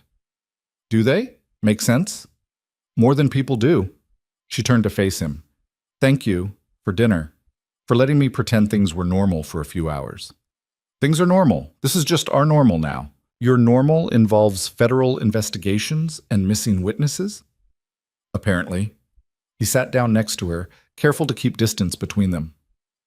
Rebecca's going to turn up. You don't know that. I choose to believe it anyway.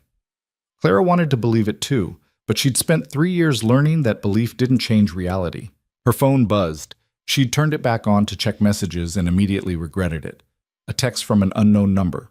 Found your friend. Want to see her again? Come alone. Pier 57, midnight. Clara's hands went numb. Adrian took the phone, read the message. No. He has Rebecca. You don't know that. This could be anyone. It's him. I know it's him. Then we call the FBI. And he kills her before they get there. Clara stood. I have to go. Absolutely not. This is obviously a trap. Of course it's a trap. But if there's a chance Rebecca's alive, then we send someone trained for this situation, not you. Clara grabbed her jacket. She's there because of me. Because she helped me. I'm not letting her die for that. Adrian blocked the door. You walk into that trap and you both die. That's not heroic, Clara. That's stupid. Get out of my way. No. They stared at each other, locked in stubborn standoff. Finally, Adrian said, Fine, we go. Together. With security. And we call the FBI first. He said, Come alone. And you think he's going to follow rules? He's baiting you. We go smart, or we don't go at all. Clara knew he was right. Hated that he was right. Okay, but if anything happens to Rebecca because we waited, it won't. Adrian called Jennifer first, then the FBI, then his security team. Within 30 minutes, they had a plan that Clara didn't like but couldn't argue with. FBI agents would be positioned around Pier 57 before Clara arrived. Adrian's security would follow at a distance. Clara would wear a wire. If anything went wrong, they'd move in. What if he searches me for a wire? Clara asked. Then he finds it and knows we're not playing his game, Jennifer said. But at least you're not going in completely unprotected. They drove to the pier at 11:30, Clara's heart hammering against her ribs. The waterfront was dark and quiet. Most businesses closed for the night. Pier 57 stretched out over the water, a tourist attraction by day, but eerily empty now. I can still go instead, Adrian said for the third time. He wants me. Sending you won't help Rebecca. Adrian gripped the steering wheel. I don't like this. Neither do I. She got out of the car before she could change her mind. The wire was taped to her ribs, small and uncomfortable. The FBI agent who'd installed it promised it was undetectable, but Clara could feel it with every breath. She walked onto the pier alone, footsteps echoing on the wooden planks. Security lights cast strange shadows. The water below was black and restless. Halfway down the pier, she saw a figure leaning against the railing. Damien Thorne looked exactly like his photos. Tall, handsome in that polished way wealthy men maintained well into their 40s. He smiled when he saw her. "Clara, you look terrible." "Where's Rebecca?" "Right to business. I always liked that about you." He pushed off the railing, walked toward her. "No greeting? No hello, Damien? It's been 3 years?" "Where is she?" "Safe. For now." He circled her slowly. "You've been busy. Press conferences, federal investigations. You always were dramatic. You framed me for crimes I didn't commit. I protected my business interests. There's a difference. You destroyed my life. I gave you a life. Everything you had, the job, the apartment, the designer clothes, all of it was because of me. And you repaid me by trying to destroy what I built." Clara kept her hands steady. "You built it on illegal money, on people's suffering. I built it on understanding how the world actually works, which you never did." Damien stopped in front of her, close enough that she could smell his cologne. "You always thought rules mattered, that being right was enough. How'd that work out for you?" "Better than it's working out for you. Your stock is tanking, your investors are running. You'll be lucky to avoid prison." He laughed. "You think some documents scare me? I've been building insurance policies for years. People in very high places who owe me favors. People who will make sure your investigation disappears into bureaucratic limbo." "The FBI doesn't work that way." "Everything works that way if you have enough money." He grabbed her arm, pulled her close. "Here's what's going to happen. You're going to recant. Tell the press you fabricated evidence because you were angry about our breakup. Apologize publicly. Disappear again. And if I don't? Then Rebecca Santos dies, and then Adrian Vale's daughter has a very unfortunate accident, and then everyone you've ever cared about learns what happens when you cross me." Clara felt the wire against her ribs. The FBI was hearing this. They were positioned around the pier, but Damien had his hand on her arm and she could see the gun tucked into his waistband. "Let Rebecca go," she said quietly. "This is between us. No, this is about teaching you a lesson you should have learned 3 years ago. You don't win against people like me. Maybe I don't, but I can make sure you lose too." His grip tightened. "Where's the original flash drive, the one you had before you gave copies to Vale?" "Safe. Somewhere you'll never find it." "I'll find it. I find everything eventually." He pulled out his phone with his free hand, typed something. "I just texted my associate Rebecca's location. If I don't cancel that message in 5 minutes, he'll kill her. So you have 5 minutes to decide. Recant, or she dies." Clara's mind raced. The FBI was supposed to move in by now. Why weren't they moving? "Think, Clara," Damien said, checking his watch. 4 minutes. Is your pride worth her life?" "My pride? This isn't about pride. This is about justice. Justice is a fairy tale. Power is real, and I have all of it." "Actually," a voice said from behind them, "you don't." Adrian stepped out of the shadows, flanked by 2 FBI agents with guns drawn. Damien's face went white. This wasn't the deal. "There was no deal," Adrian said. "Just you, confessing to multiple felonies on a federal recording." More agents appeared from the darkness. 6, 8, 10 of them, surrounding the pier. Damien looked around wildly, then reached for his gun. "Don't," the nearest agent said. "Hands where we can see them." Damien's hand froze. For a moment, Clara thought he might actually draw anyway, might force them to shoot him. But then his shoulders sagged and he raised his hands. "This isn't over," he said as an agent cuffed him. "Yes," Clara said, "it is." They arrested him there on the pier, read him his rights while more agents peeled off to find Rebecca. Clara stood shaking while Adrian wrapped his jacket around her shoulders. "You okay?" he asked. "Is it actually over?" "The immediate danger, yes. The legal battle? That'll take time. But he's in custody. He can't hurt you anymore." Clara watched them load Damien into a police car. This man who'd haunted her for 3 years, who'd stolen her life and left her with nothing. He looked smaller now, less terrifying. An agent approached them. "We found Rebecca Santos. She's alive, being treated by paramedics. Looks like she was held in a warehouse about 10 minutes from here. She's pretty shaken up, but unharmed. Relief flooded through Clara so intensely she had to sit down. Can I see her? She asked. Tomorrow. Let the doctors check her out tonight. Adrian drove Clara back to his building, neither of them speaking much. The wire had been removed, the FBI had her statement, and somewhere Damien Thorne was being processed into the system he'd thought he was above. I can't believe it's over, Clara said finally. It's not over. There's still the trial, the investigation, all of it. But the scary part is done. The scary part was 3 years long. Then the really scary part is done. She laughed, surprising herself. I don't know what to do now. Now you sleep. Tomorrow you start rebuilding. Rebuilding what? Whatever you want. Your life, your career, your name. He pulled into the parking garage. You're Claire Rousseau again. Not Hayes, not someone in hiding. You get to be whoever you want to be.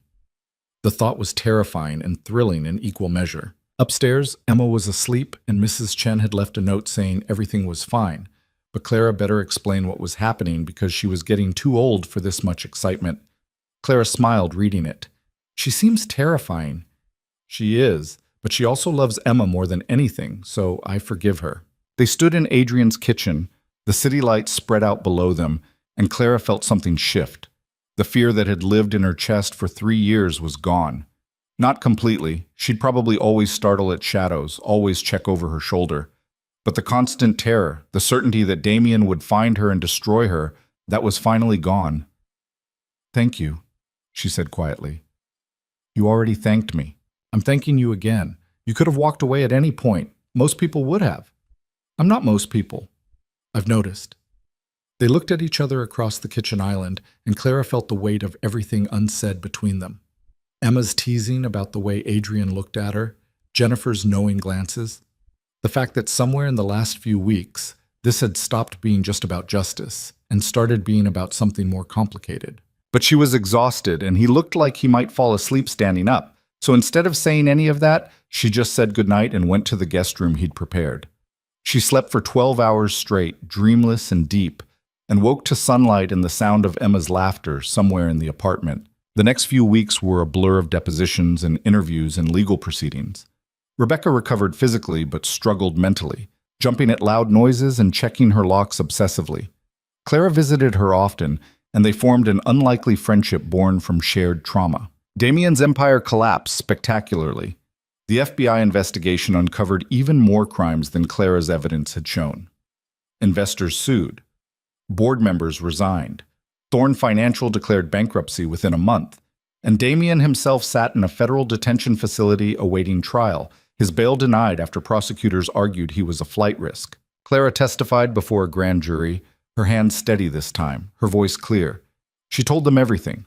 The fabricated embezzlement charges, the years of running, the fear that had shaped her entire life.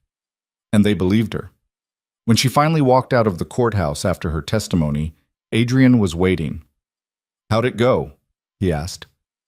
They indicted him on 14 counts: fraud, money laundering, witness tampering, threatening a minor. Good.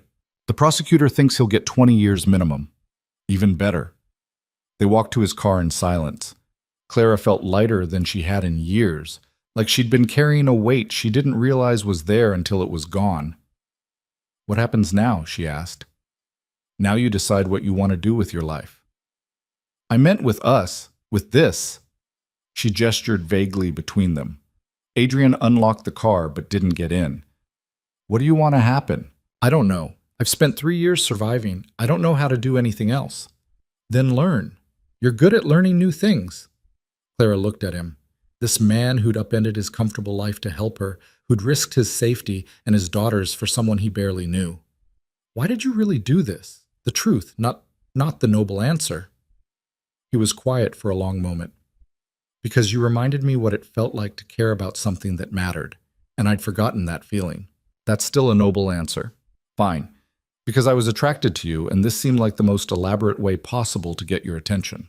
She laughed. That's more honest. Is it working? Maybe. They got in the car and drove back to the life they were building together, one careful decision at a time. And for the first time in 3 years, Clara Rousseau wasn't running from anything. She was running towards something instead. The weeks after Damien's arrest didn't feel like victory at first. They felt like cleanup. Endless meetings with lawyers, paperwork that Clara had to sign in triplicate, interviews with federal investigators who asked the same questions 7 different ways. Her face was all over the news for a while. The sympathetic victim who'd finally gotten justice, and she hated every second of it. "You're a hero," the reporter from CNN said during an interview Clara had been pressured into doing. "I'm not a hero. I'm just someone who got tired of running. But you stood up to a powerful man who destroyed your life. That takes courage." Clara looked directly at the camera. "It takes desperation. I was out of options. If I'd had somewhere else to run, I probably would have." The producer cut that part from the final segment. Too honest, apparently. They wanted the inspiring version, not the messy truth. Adrian found her afterward sitting in the green room, picking at a muffin she hadn't eaten. "You okay?" he asked. "I hate this. The attention. Everyone acting like I'm some kind of inspiration when really I was just scared for 3 years and got lucky." "You weren't lucky. You were strategic. You kept evidence when you could have destroyed it. You found people to help you. You testified when you could have stayed silent. Because you pushed me too. I gave you options. You chose which ones to take." Clara threw the muffin in the trash. "I need this to be over. Actually, over. Not just the scary parts. The trial starts in 6 weeks. After that, it's done." "And then what? I go back to being nobody?" Adrian sat down next to her. "You were never nobody, Clara. You were just hiding." She wanted to believe him. Most days she almost did. Emma's volcano project became a strange anchor point in the weirdness of Clara's new life. Every few days she'd stop by Adrian's penthouse to help Emma refine the design, test different chemical reactions, perfect the structural integrity of the papier-mâché mountain. "It's looking good," Clara said one evening, watching Emma carefully paint realistic lava flows on the sides. "Do you think I'll win?" Emma asked. "Win what?" "The science fair. Dad says winning isn't important, but I want to win." Clara smiled. "Then you'll probably win. You've put in more work than anyone else. That's what Dad says about everything. Work harder than everyone else and you'll succeed." "Is he right?" Emma considered this seriously. "Mostly, but sometimes you work really hard and still lose. Like last year I worked super hard on my spelling test and still got a C. What happened?" "I studied the wrong words. Dad printed out last year's list by accident." Emma shrugged. "So I learned that working hard is important, but so is knowing what you're working toward." Clara looked at this 7-year-old dispensing wisdom and wondered when she'd gotten so smart. Adrian appeared in the doorway. "Clara, can I talk to you for a minute?" They went to his home office, a room Clara had been in a dozen times now, but still felt too expensive to touch anything. "The prosecutors called," Adrian said. "They want you to testify at trial, not just the grand jury testimony, actual trial testimony." Clara's stomach dropped. "I thought maybe they wouldn't need me. They have Rebecca. They have the documents. They have everything. But you're the one who can explain the personal impact, what he did to you specifically." "I don't want to do that in front of a courtroom full of people." "I know. But Jennifer thinks it could be the difference between 20 years and 40. Clara sat down in the chair across from his desk. 40 years. He'd die in prison. Yes. Good. Adrian looked surprised. "I thought you might have more complicated feelings about that." "Why?" "He tried to destroy me. He threatened your daughter. He held Rebecca hostage. Why should I feel complicated about him spending the rest of his life paying for that?" "I don't know. You seem like the kind of person who'd struggle with revenge." "This isn't revenge. It's consequences." Clara met his eyes. "And yes, I'll testify. Tell the prosecutors I'll do whatever they need." The trial started on a cold morning in February, the kind of Seattle weather that made everything feel gray and oppressive. Clara wore a suit Jennifer had helped her pick out, professional but not flashy, sympathetic but credible. "Remember," Jennifer coached in the hallway outside the courtroom, "answer only what they ask. Don't elaborate. Don't get emotional. Just facts." "What if I do get emotional?" "Then you get emotional. You're human. The jury will understand." Inside, the courtroom was smaller than Clara expected. She'd imagined something grand and imposing, but it was just a room with uncomfortable chairs and fluorescent lighting. Damien sat at the defense table in an expensive suit, flanked by lawyers who probably cost more per hour than Clara used to make in a week. He looked at her when she walked in. Just looked. No expression, like she was a stranger he vaguely recognized. Clara took the stand, swore to tell the truth, and tried not to throw up. The prosecutor was a woman named Sarah Chen, no relation to Adrian's forensic accountant, who'd built her career on financial crimes. She walked Clara through the basics first, her education, her career, how she'd met Damien. "And when did your relationship with Mr. Thorne become romantic?" Sarah asked. "About 6 months after I started working at Thorne Financial. We'd been working late on a project and he asked me to dinner." "How long were you together?" 3 years. We were engaged for the last year of that." Sarah pulled up a photo on the screen, Clara and Damien at some charity gala, both smiling, her wearing a ring that had cost more than her student loans. "Is this you?" Sarah asked. "Yes." "You look happy." "I was. Or I thought I was. It's hard to remember now." Damien's lawyer objected. "Speculation, Your Honor." "Sustained. Ms. Rousseau, please stick to facts you can verify." Clara nodded. Sarah continued. "When did you first become aware of illegal activity at Thorne Financial?" "About 4 months before Damien framed me. I was reviewing transaction records for a client presentation and noticed inconsistencies, money moving in patterns that didn't match legitimate business activity." "What did you do?" "I asked Damien about it, privately at first because I assumed there was an explanation." "What did he say?" "He said I was seeing problems where there weren't any, that I was being paranoid." "Did you believe him?" "Not really. So I kept looking, and I found more offshore accounts, shell companies, transactions that were clearly laundering money from criminal enterprises." "And you documented this?" "Yes. I copied everything I could find, financial records, emails, internal memos. I knew if I was going to accuse him, I needed proof." "What happened when you confronted him with this proof?" Clara took a breath. "He asked me to marry him sooner, said we should move the wedding up, go to Vegas that weekend. I realize now he was trying to make sure I couldn't testify against him." "Spousal privilege." "Yes. But I said no. I told him I couldn't marry him until he explained what was happening with the company finances." "How did he react?" "He got quiet, really quiet, which scared me because Damien was never quiet. Then he said I should be careful making accusations I couldn't prove." "Was that a threat?" "I didn't think so at the time. Now I know it was." Sarah walked her through the rest, the fabricated embezzlement charges, the arrest, the way every piece of evidence had been manufactured to frame her. Clara's voice stayed steady through most of it, but when she described watching the news report about her arrest while hiding in a motel room 2 states away, she felt tears burning behind her eyes. "Why didn't you stay and fight the charges?" Sarah asked. "Because I was 27 and terrified. Because everyone believed him, the police, the prosecutors, even my own family. I had no money, no lawyers, no one who would listen. Running seemed like the only option that didn't end with me in prison for crimes I didn't commit." "And for 3 years you lived under a false name?" "Yes." "Working as a waitress despite having an MBA from Wharton?" "Yes." "Why didn't you try to rebuild your career?" "Because Damien was looking for me. Any professional job would require background checks, references, a paper trail. I had to stay invisible." "How did that feel? Giving up everything you'd worked for?" Clara looked at Damien. He was watching her now, actually paying attention. "It felt like dying," she said quietly. "Like the person I'd been just stopped existing and someone else took her place. Someone smaller, someone scared all the time." The defense attorney objected again, but the judge allowed it.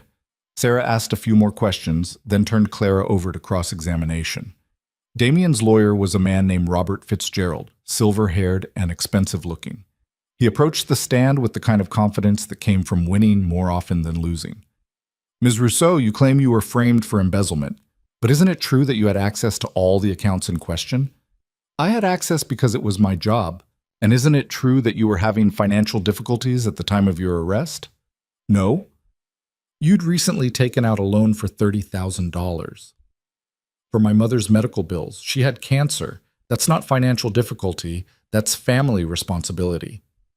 But you needed money. Everyone needs money, Mr. Fitzgerald. That doesn't make them criminals. He didn't like that answer. You claim you ran because you were scared. But isn't it true you ran because you were guilty? No.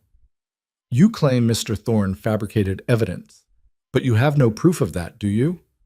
I have 3 years of financial records showing exactly how he fabricated it. Records you stole from your employer. Records I preserved to prove my innocence. Fitzgerald spent an hour trying to trip her up, but Clara had lived this story for 3 years. She knew every detail, every date, every transaction. He couldn't shake her because she was telling the truth. Finally, he gave up, and she was dismissed. She walked past Damien's table on her way out, and he leaned over to whisper something to his lawyer, probably planning their next attack. Clara didn't care anymore. She'd said her piece. Adrian was waiting in the hallway. You were amazing. I almost cried. That's human. The jury needs to see you're human. What if they think I'm lying? They won't. I was watching them. They believe you. The trial lasted 3 weeks. Rebecca testified, her voice shaking but her facts solid. Sarah Chen, Adrian's forensic accountant, walked the jury through the financial evidence with PowerPoint presentations that made money laundering look like the simple crime it actually was. The FBI agents who'd arrested Damien testified about the threats he'd made on that pier. Damien's defense was that he'd been betrayed by trusted employees who'd stolen from him and framed him to cover their tracks. It was a nice story. No one believed it. The jury deliberated for 6 hours. When they came back, Clara was sitting in the gallery next to Adrian, holding his hand without really thinking about it. On the count of fraud in the first degree, how do you find? Guilty. On the count of money laundering? Guilty. Guilty. Guilty. Guilty. 14 counts, 14 guilty verdicts. Damien's face went white. His lawyers started whispering frantically. The judge scheduled sentencing for 3 weeks out. Outside the courthouse, reporters swarmed Clara again. She gave a brief statement Jennifer had prepared, thanked the prosecutors and the jury, and said she was looking forward to moving on with her life. Someone asked if she felt vindicated. I feel tired, Clara said honestly, and relieved, and like maybe I can finally stop looking over my shoulder. Adrian drove her back to his office, where the team was waiting with champagne and genuine happiness. They'd all worked on this for months, invested time and energy and belief into a case that could have fallen apart at any moment. To justice, Marcus said, raising his glass. To not giving up, Sarah added. To second chances, Jennifer said, looking at Clara. Clara raised her glass but didn't drink. She wasn't much of a drinker anymore. 3 years of trying to stay invisible had trained her to avoid anything that might make her careless. Later, after everyone had left and the office was quiet, Clara found Adrian in the conference room where they'd first examined her evidence. Thank you, she said. I know I keep saying that, but I don't know what else to say. You don't have to say anything. Yes, I do. You risked everything for someone you barely knew. Your reputation, your safety, Emma's safety. That's not nothing. Adrian turned off the projector they'd been using to review case notes. Can I tell you something? Always. When my wife died, I thought I'd used up my one chance at building something meaningful. I had Emma, and she was everything, but I felt like the rest of my life was just going to be work and money, and nothing that actually mattered. Adrian, let me finish. Meeting you reminded me that meaningful things happen when you're not looking for them, that sometimes helping someone else is how you help yourself. Clara sat down at the conference table. Is this the part where you tell me you have feelings for me? Would that be terrible? It would be complicated. I'm okay with complicated. I'm your employee. You're a consultant, different category. I'm still processing trauma from the last relationship I was in. I know. I'm not asking you to process faster. Clara looked at him across the table where they'd spent countless hours building a case against the man who'd destroyed her life. What are you asking? For you to consider the possibility that this, us, might be something worth exploring, eventually, when you're ready, if you're ever ready. And if I'm never ready, then we stay friends and colleagues and co-conspirators in Emma's science projects. I'm not going anywhere, Clara. She wanted to say yes, wanted to lean into the possibility of something good after so much bad, but 3 years of fear had taught her to be careful with trust. Can I think about it? She asked. Take all the time you need. Damien's sentencing happened on a Wednesday morning. The judge gave him 42 years, more than the prosecutors had asked for, less than he probably deserved. He'd be 70 when he got out, if he lived that long. Clara attended the sentencing but didn't make a statement. She'd said everything she needed to say at trial. Watching him get led away in handcuffs was statement enough. Afterward, she went to visit her mother for the first time in 3 years. Her mom lived in a small house in Portland, the same house Clara had grown up in. She answered the door looking older than Clara remembered, thinner, with gray in her hair that hadn't been there before. Clara, she said, like she couldn't quite believe it. Hi, Mom. They stood there for a long moment. Then her mother pulled her into a hug that smelled like the lavender soap she'd used for as long as Clara could remember. I'm sorry, her mother said, crying. I'm so sorry I didn't believe you. It's okay. It's not okay. You're my daughter. I should have believed you. Clara held her tighter. Damien was convincing. He convinced everyone. That's not an excuse. Her mother pulled back, wiping her eyes. Come in, please. I've been following the trial. I wanted to call, but I didn't know if you'd want to hear from me. They sat in the kitchen where Clara had done homework and eaten countless dinners. Her mother made tea and they talked carefully at first, then more openly as the afternoon wore on. What are you going to do now? Her mother asked. I don't know. I have a job with Adrian's company, but I don't know if I want to stay in Seattle. Too many memories, maybe. Or maybe it's where you finally won. Clara hadn't thought of it that way. Her mother reached across the table, took her hand. I know I don't have the right to give you advice anymore, but if I did, I'd tell you to stop running. You've been running for 3 years. It's time to stand still and build something. I don't know how. Neither did I after your father left. But you figure it out, one day at a time. Clara stayed for dinner, helped her mother cook pasta the way they used to when Clara was young. It wasn't forgiveness exactly. That would take time. But it was a start. Back in Seattle, Emma's science fair was on a Saturday. Clara went with Adrian, sat in the elementary school gymnasium surrounded by papier-mâché solar systems and baking soda volcanoes that all looked remarkably similar. Emma's volcano stood out. It was bigger, more detailed, with actual scientific accuracy in the lava composition and eruption pattern. She'd written a 10-page report explaining the geology of volcanic formation and included a working seismograph. This is excessive, Clara told her. Emma beamed. I know, isn't it great? The judges came through, asked Emma questions she answered with the confidence of someone who'd actually done the work. When they announced winners 3 hours later, Emma took first place in her grade. I told you, Emma said, hugging her blue ribbon. Hard work plus knowing what you're working toward equals success. Adrian bought ice cream to celebrate, and they sat in a park near the school while Emma chattered about next year's project. She's going to try to build a rocket, Adrian said later, after Emma had run off to play on the swings. A functional rocket? Probably. You're in trouble. I've been in trouble since the day she was born. He watched Emma play, his expression soft. Best trouble I've ever been in. Clara thought about that, how the best things in life often came disguised as complications. How Adrian had seemed like a complication when he first showed up at Rosewood Kitchen, and now she couldn't imagine the last few months without him. I've been thinking, she said. About? About what you asked. About us. Adrian turned to look at her. And I'm still scared. I'm probably always going to be a little scared after what happened with Damien, but I'm also tired of letting fear make all my decisions. What does that mean? It means yes, or maybe. Or let's try and see what happens. Adrian smiled, the kind of smile that transformed his whole face. That's the least romantic acceptance I've ever heard. I'm out of practice with romance. We'll work on it. Emma ran back over, demanding they push her on the swings. Clara spent the next 20 minutes pushing a 7-year-old who giggled every time she went high enough to see over the fence. Higher, Emma called. I want to see the whole city. Clara pushed harder, watching Emma soar up and out, fearless in the way only children could be.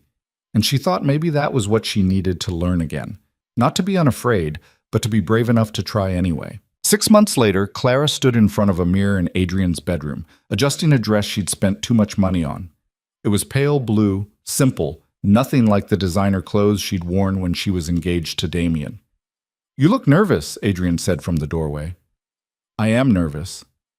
It's just dinner with my entire board of directors and their spouses. Very casual. Clara glared at him in the mirror. You said it was a small thing. It is small. Only 20 people. That's not small. That's a party. He came up behind her, adjusted the necklace she'd been struggling with. You've testified in federal court. You can handle a dinner party. Federal court was easier. No one expected me to make small talk about golf. Then don't talk about golf. Talk about economics. Or languages. Or volcanic formation. You're interesting, Clara. People will want to talk to you. She turned to face him. What if they ask about Damien? Then you politely tell them it's not something you discuss at dinner parties. What if they're weird about it? About us? Then they're not invited back. He kissed her forehead. Stop worrying. You've faced worse than corporate small talk. The dinner was at a restaurant downtown. One of those places where they didn't put prices on the menu because if you had to ask, you couldn't afford it. Clara knew most of the people there by name now. Board members who'd supported Adrian's decision to investigate Damien, executives who'd worked with her on various international projects. She'd been working at Vail Industries officially for 4 months now, heading up a new division focused on international partnerships.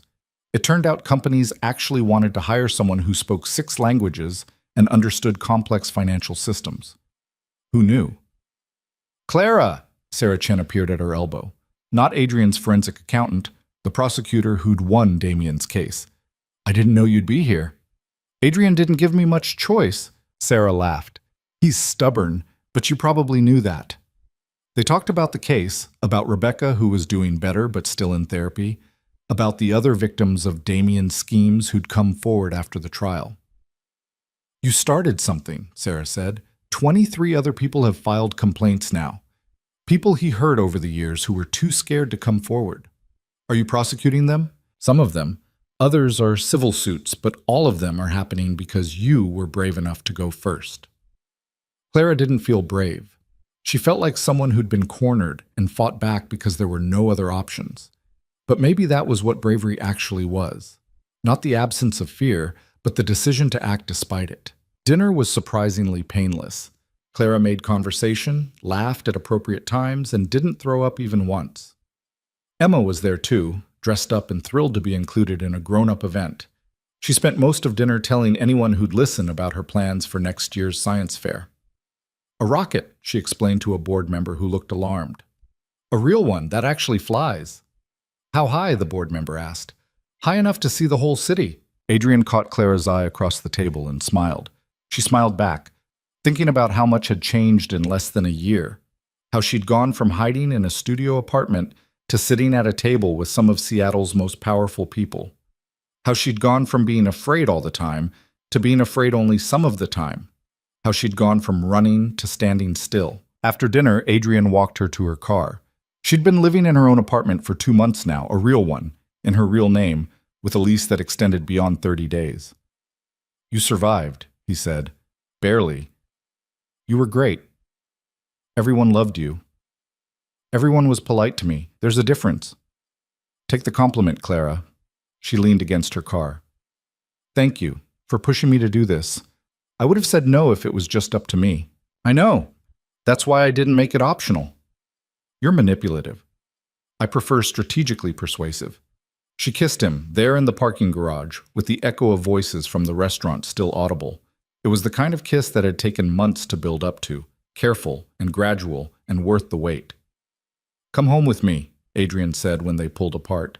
Emma's with you tonight. I know, she's been asking when you're going to sleep over. Apparently her friends all have parents who sleep in the same house, and she doesn't understand why we're weird about it. We're not weird about it. We're taking things slow.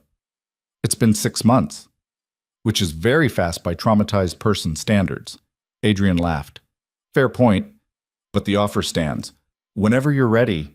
Clara thought about her empty apartment, about going home alone like she'd done for 3 years. Then she thought about Emma's laughter and Adrian's steady presence and the possibility of something that felt like family. Okay, she said, let's go home. Emma was still awake when they got there, reading in bed with a flashlight, even though she had a perfectly good lamp. Are you staying over? She asked Clara immediately. Is that okay with you? Obviously. You can sleep in the guest room. Unless you want to sleep in Dad's room, which would be fine too. Ava's parents sleep in the same room and they're not married. Emma, Adrian said, go to sleep. I'm reading. Read tomorrow, sleep now. Emma sighed with the exhaustion of someone much older, but she turned off the flashlight and settled under her covers. Good night, Dad. Good night, Clara.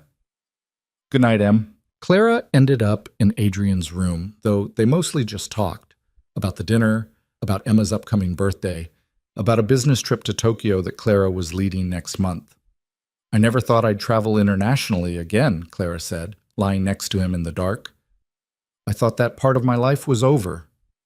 Nothing's over unless you decide it is. When did you get so philosophical?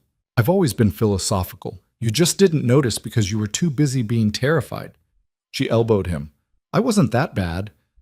You were sitting on my office floor crying the night we met. Marcus called you. I didn't ask you to come. Best call I ever got. Clara turned to look at him. Do you really believe that? Yes.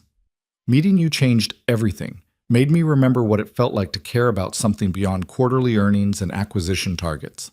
I'm not a project, Adrian. I know you're not. You're a person who deserved help and didn't get it until you found people stubborn enough to insist. She kissed him again, slower this time, and thought about how strange it was that the worst thing that ever happened to her had somehow led to this. To Adrian and Emma, and a life she was building instead of surviving. The trial had been over for months, but Clara still had nightmares sometimes. She'd wake up gasping, convinced Damien had found her, that the last year had been a dream and she was still running. But Adrian would be there, or she'd call him, and he'd talk her down until the fear passed.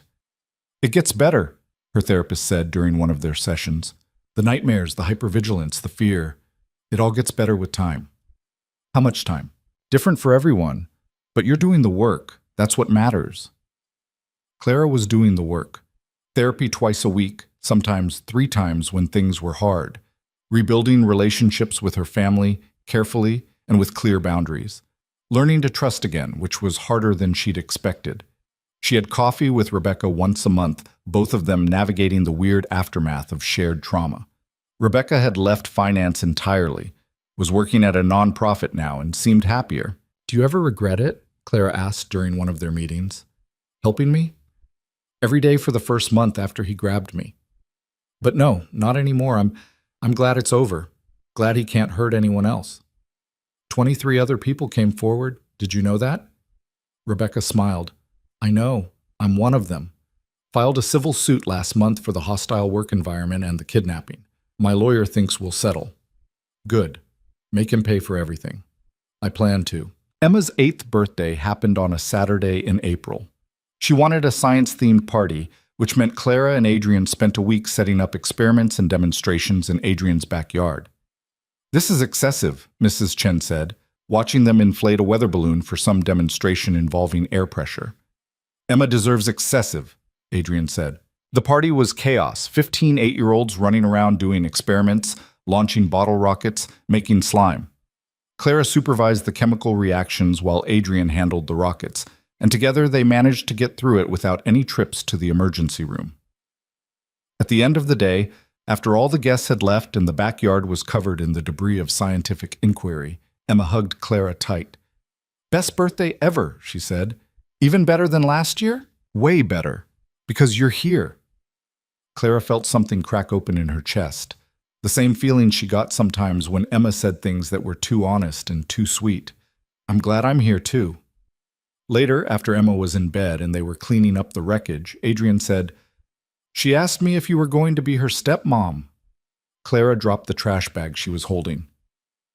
What did you tell her? I told her that was up to you and me to figure out together, and that relationships take time. What did she say?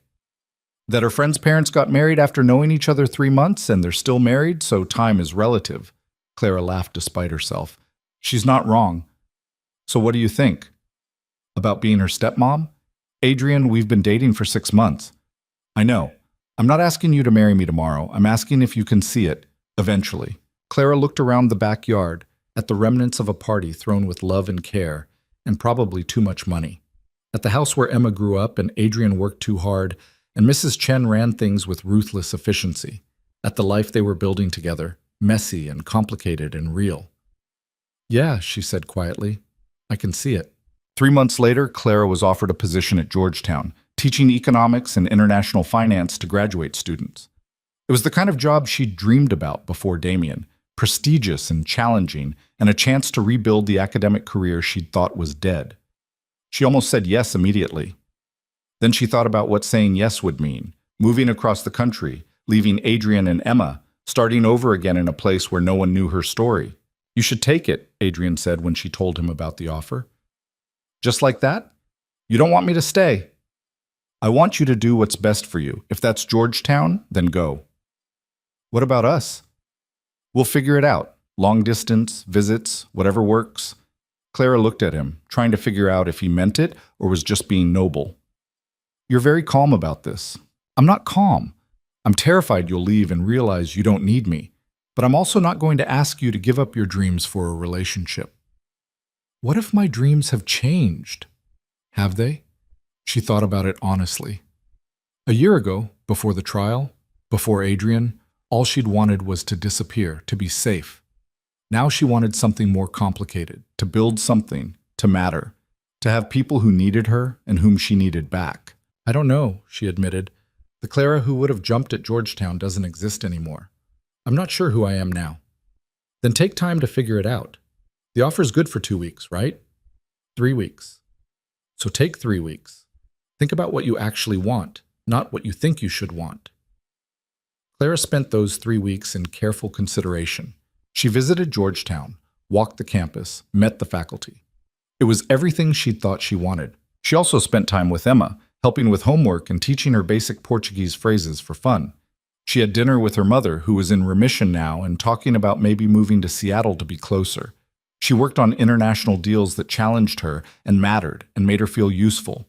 At the end of 3 weeks, she called Georgetown and turned down the offer. "Are you sure?" the department head asked. "This is a competitive position?" "I'm sure. I appreciate the opportunity, but my life is in Seattle now." After she hung up, Adrian asked, "Any regrets?" "Ask me again in a year." But she didn't have regrets. Georgetown was a good opportunity, but it wasn't her opportunity anymore. She'd spent 3 years running from a life someone else had destroyed. She was done running. Instead, she started building. She took on more responsibility at Vail Industries, building out the international division until it was one of the company's most profitable sectors. She helped Emma with increasingly complex science projects. She had dinner with her mother every other week. She went to therapy and did the work, and slowly became someone who didn't flinch at shadows. And she fell in love with Adrian, slowly and carefully and completely. He proposed on a random Tuesday in October, no grand gesture or elaborate planning. They were in his kitchen making dinner while Emma did homework at the counter, and he just said, "We should get married." Clara looked up from the vegetables she was chopping. "What?" "We should get married. Not right away, not tomorrow, but eventually. When you're ready." "That's the worst proposal I've ever heard." "Is that a no?" Emma looked up from her math. "Say yes, Clara. He's been carrying that ring around for 3 weeks. "Emma," Adrian said. "What? You have. I saw it in your desk drawer." Clara looked at Adrian. "You've been carrying around a ring?" He pulled it out of his pocket, sheepish. "I was waiting for the right moment." "And you decided the right moment was while I'm holding a knife and covered in vegetable scraps?" "I decided the right moment was when Emma wouldn't let me wait anymore." Clara set down the knife, looked at the ring, looked at Emma's hopeful face, looked at Adrian, who'd shown up on the worst night of her life and refused to leave. "Okay," she said. "Okay?" "Yes. Okay. We should get married, eventually, when I'm ready." "Are you ready now?" "Not even a little bit. But ask me again in 6 months." He did ask again 6 months later, with an actual plan this time.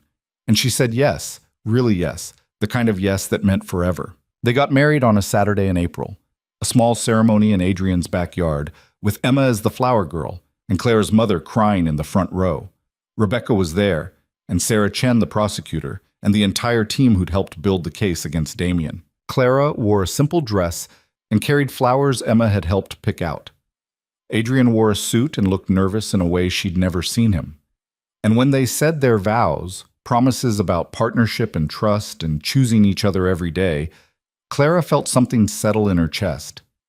This was home, not the house or the city or even the people exactly. This feeling of being chosen and choosing back, of standing still long enough to build something real. At the reception, Emma gave a speech about how she'd known they should get married from the first time Clara had helped her with her volcano project. Dad was happier when Clara was around, Emma said seriously, and Clara smiled more. And I wanted us to be a real family, not just people who liked each other.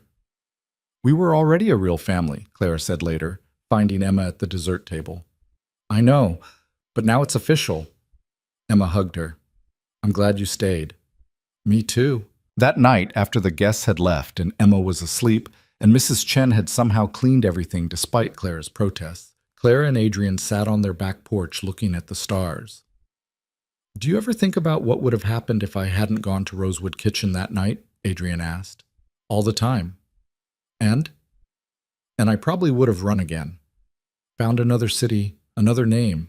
Spent the rest of my life looking over my shoulder. But you didn't. But I didn't. She took his hand. I got lucky. I found someone stubborn enough to insist I stop running. You found yourself, Clara. I just provided resources and moral support. She leaned her head on his shoulder, thinking about the last 2 years, about testifying in court and turning down Georgetown and learning to be someone's stepmother, about the nightmares that still came sometimes but less often now, about building a life instead of just surviving one. Do you think it ever really ends? She asked. The fear? I don't know, maybe not completely, but I think you learn to carry it better, to not let it make all your decisions. That's very wise. I have my moments. They sat there in comfortable silence, and Clara thought about all the versions of herself she'd been. The confident economist who thought she knew how the world worked, the terrified woman sitting on a motel room floor trying to figure out where to run next, the waitress who kept her head down and tried to disappear, the person who'd finally stopped running and started fighting. She'd been all of those people, and none of them. And someone new entirely. Someone who'd learned that strength wasn't about never being afraid. It was about being afraid and doing the hard thing anyway. Someone who'd learned that second chances weren't given. They were built, carefully and deliberately, one choice at a time. And someone who'd learned that sometimes the worst thing that ever happened to you led you exactly where you needed to be. Clara Rousseau, not Hayes anymore, but Vale now, squeezed her husband's hand and looked up at the stars and thought about tomorrow. About Emma's next science project and the business deal she was closing next week and the life she was building with people who'd chosen to stay. She was done running, done hiding, done being anyone other than exactly who she was. And for the first time in years, that felt like enough.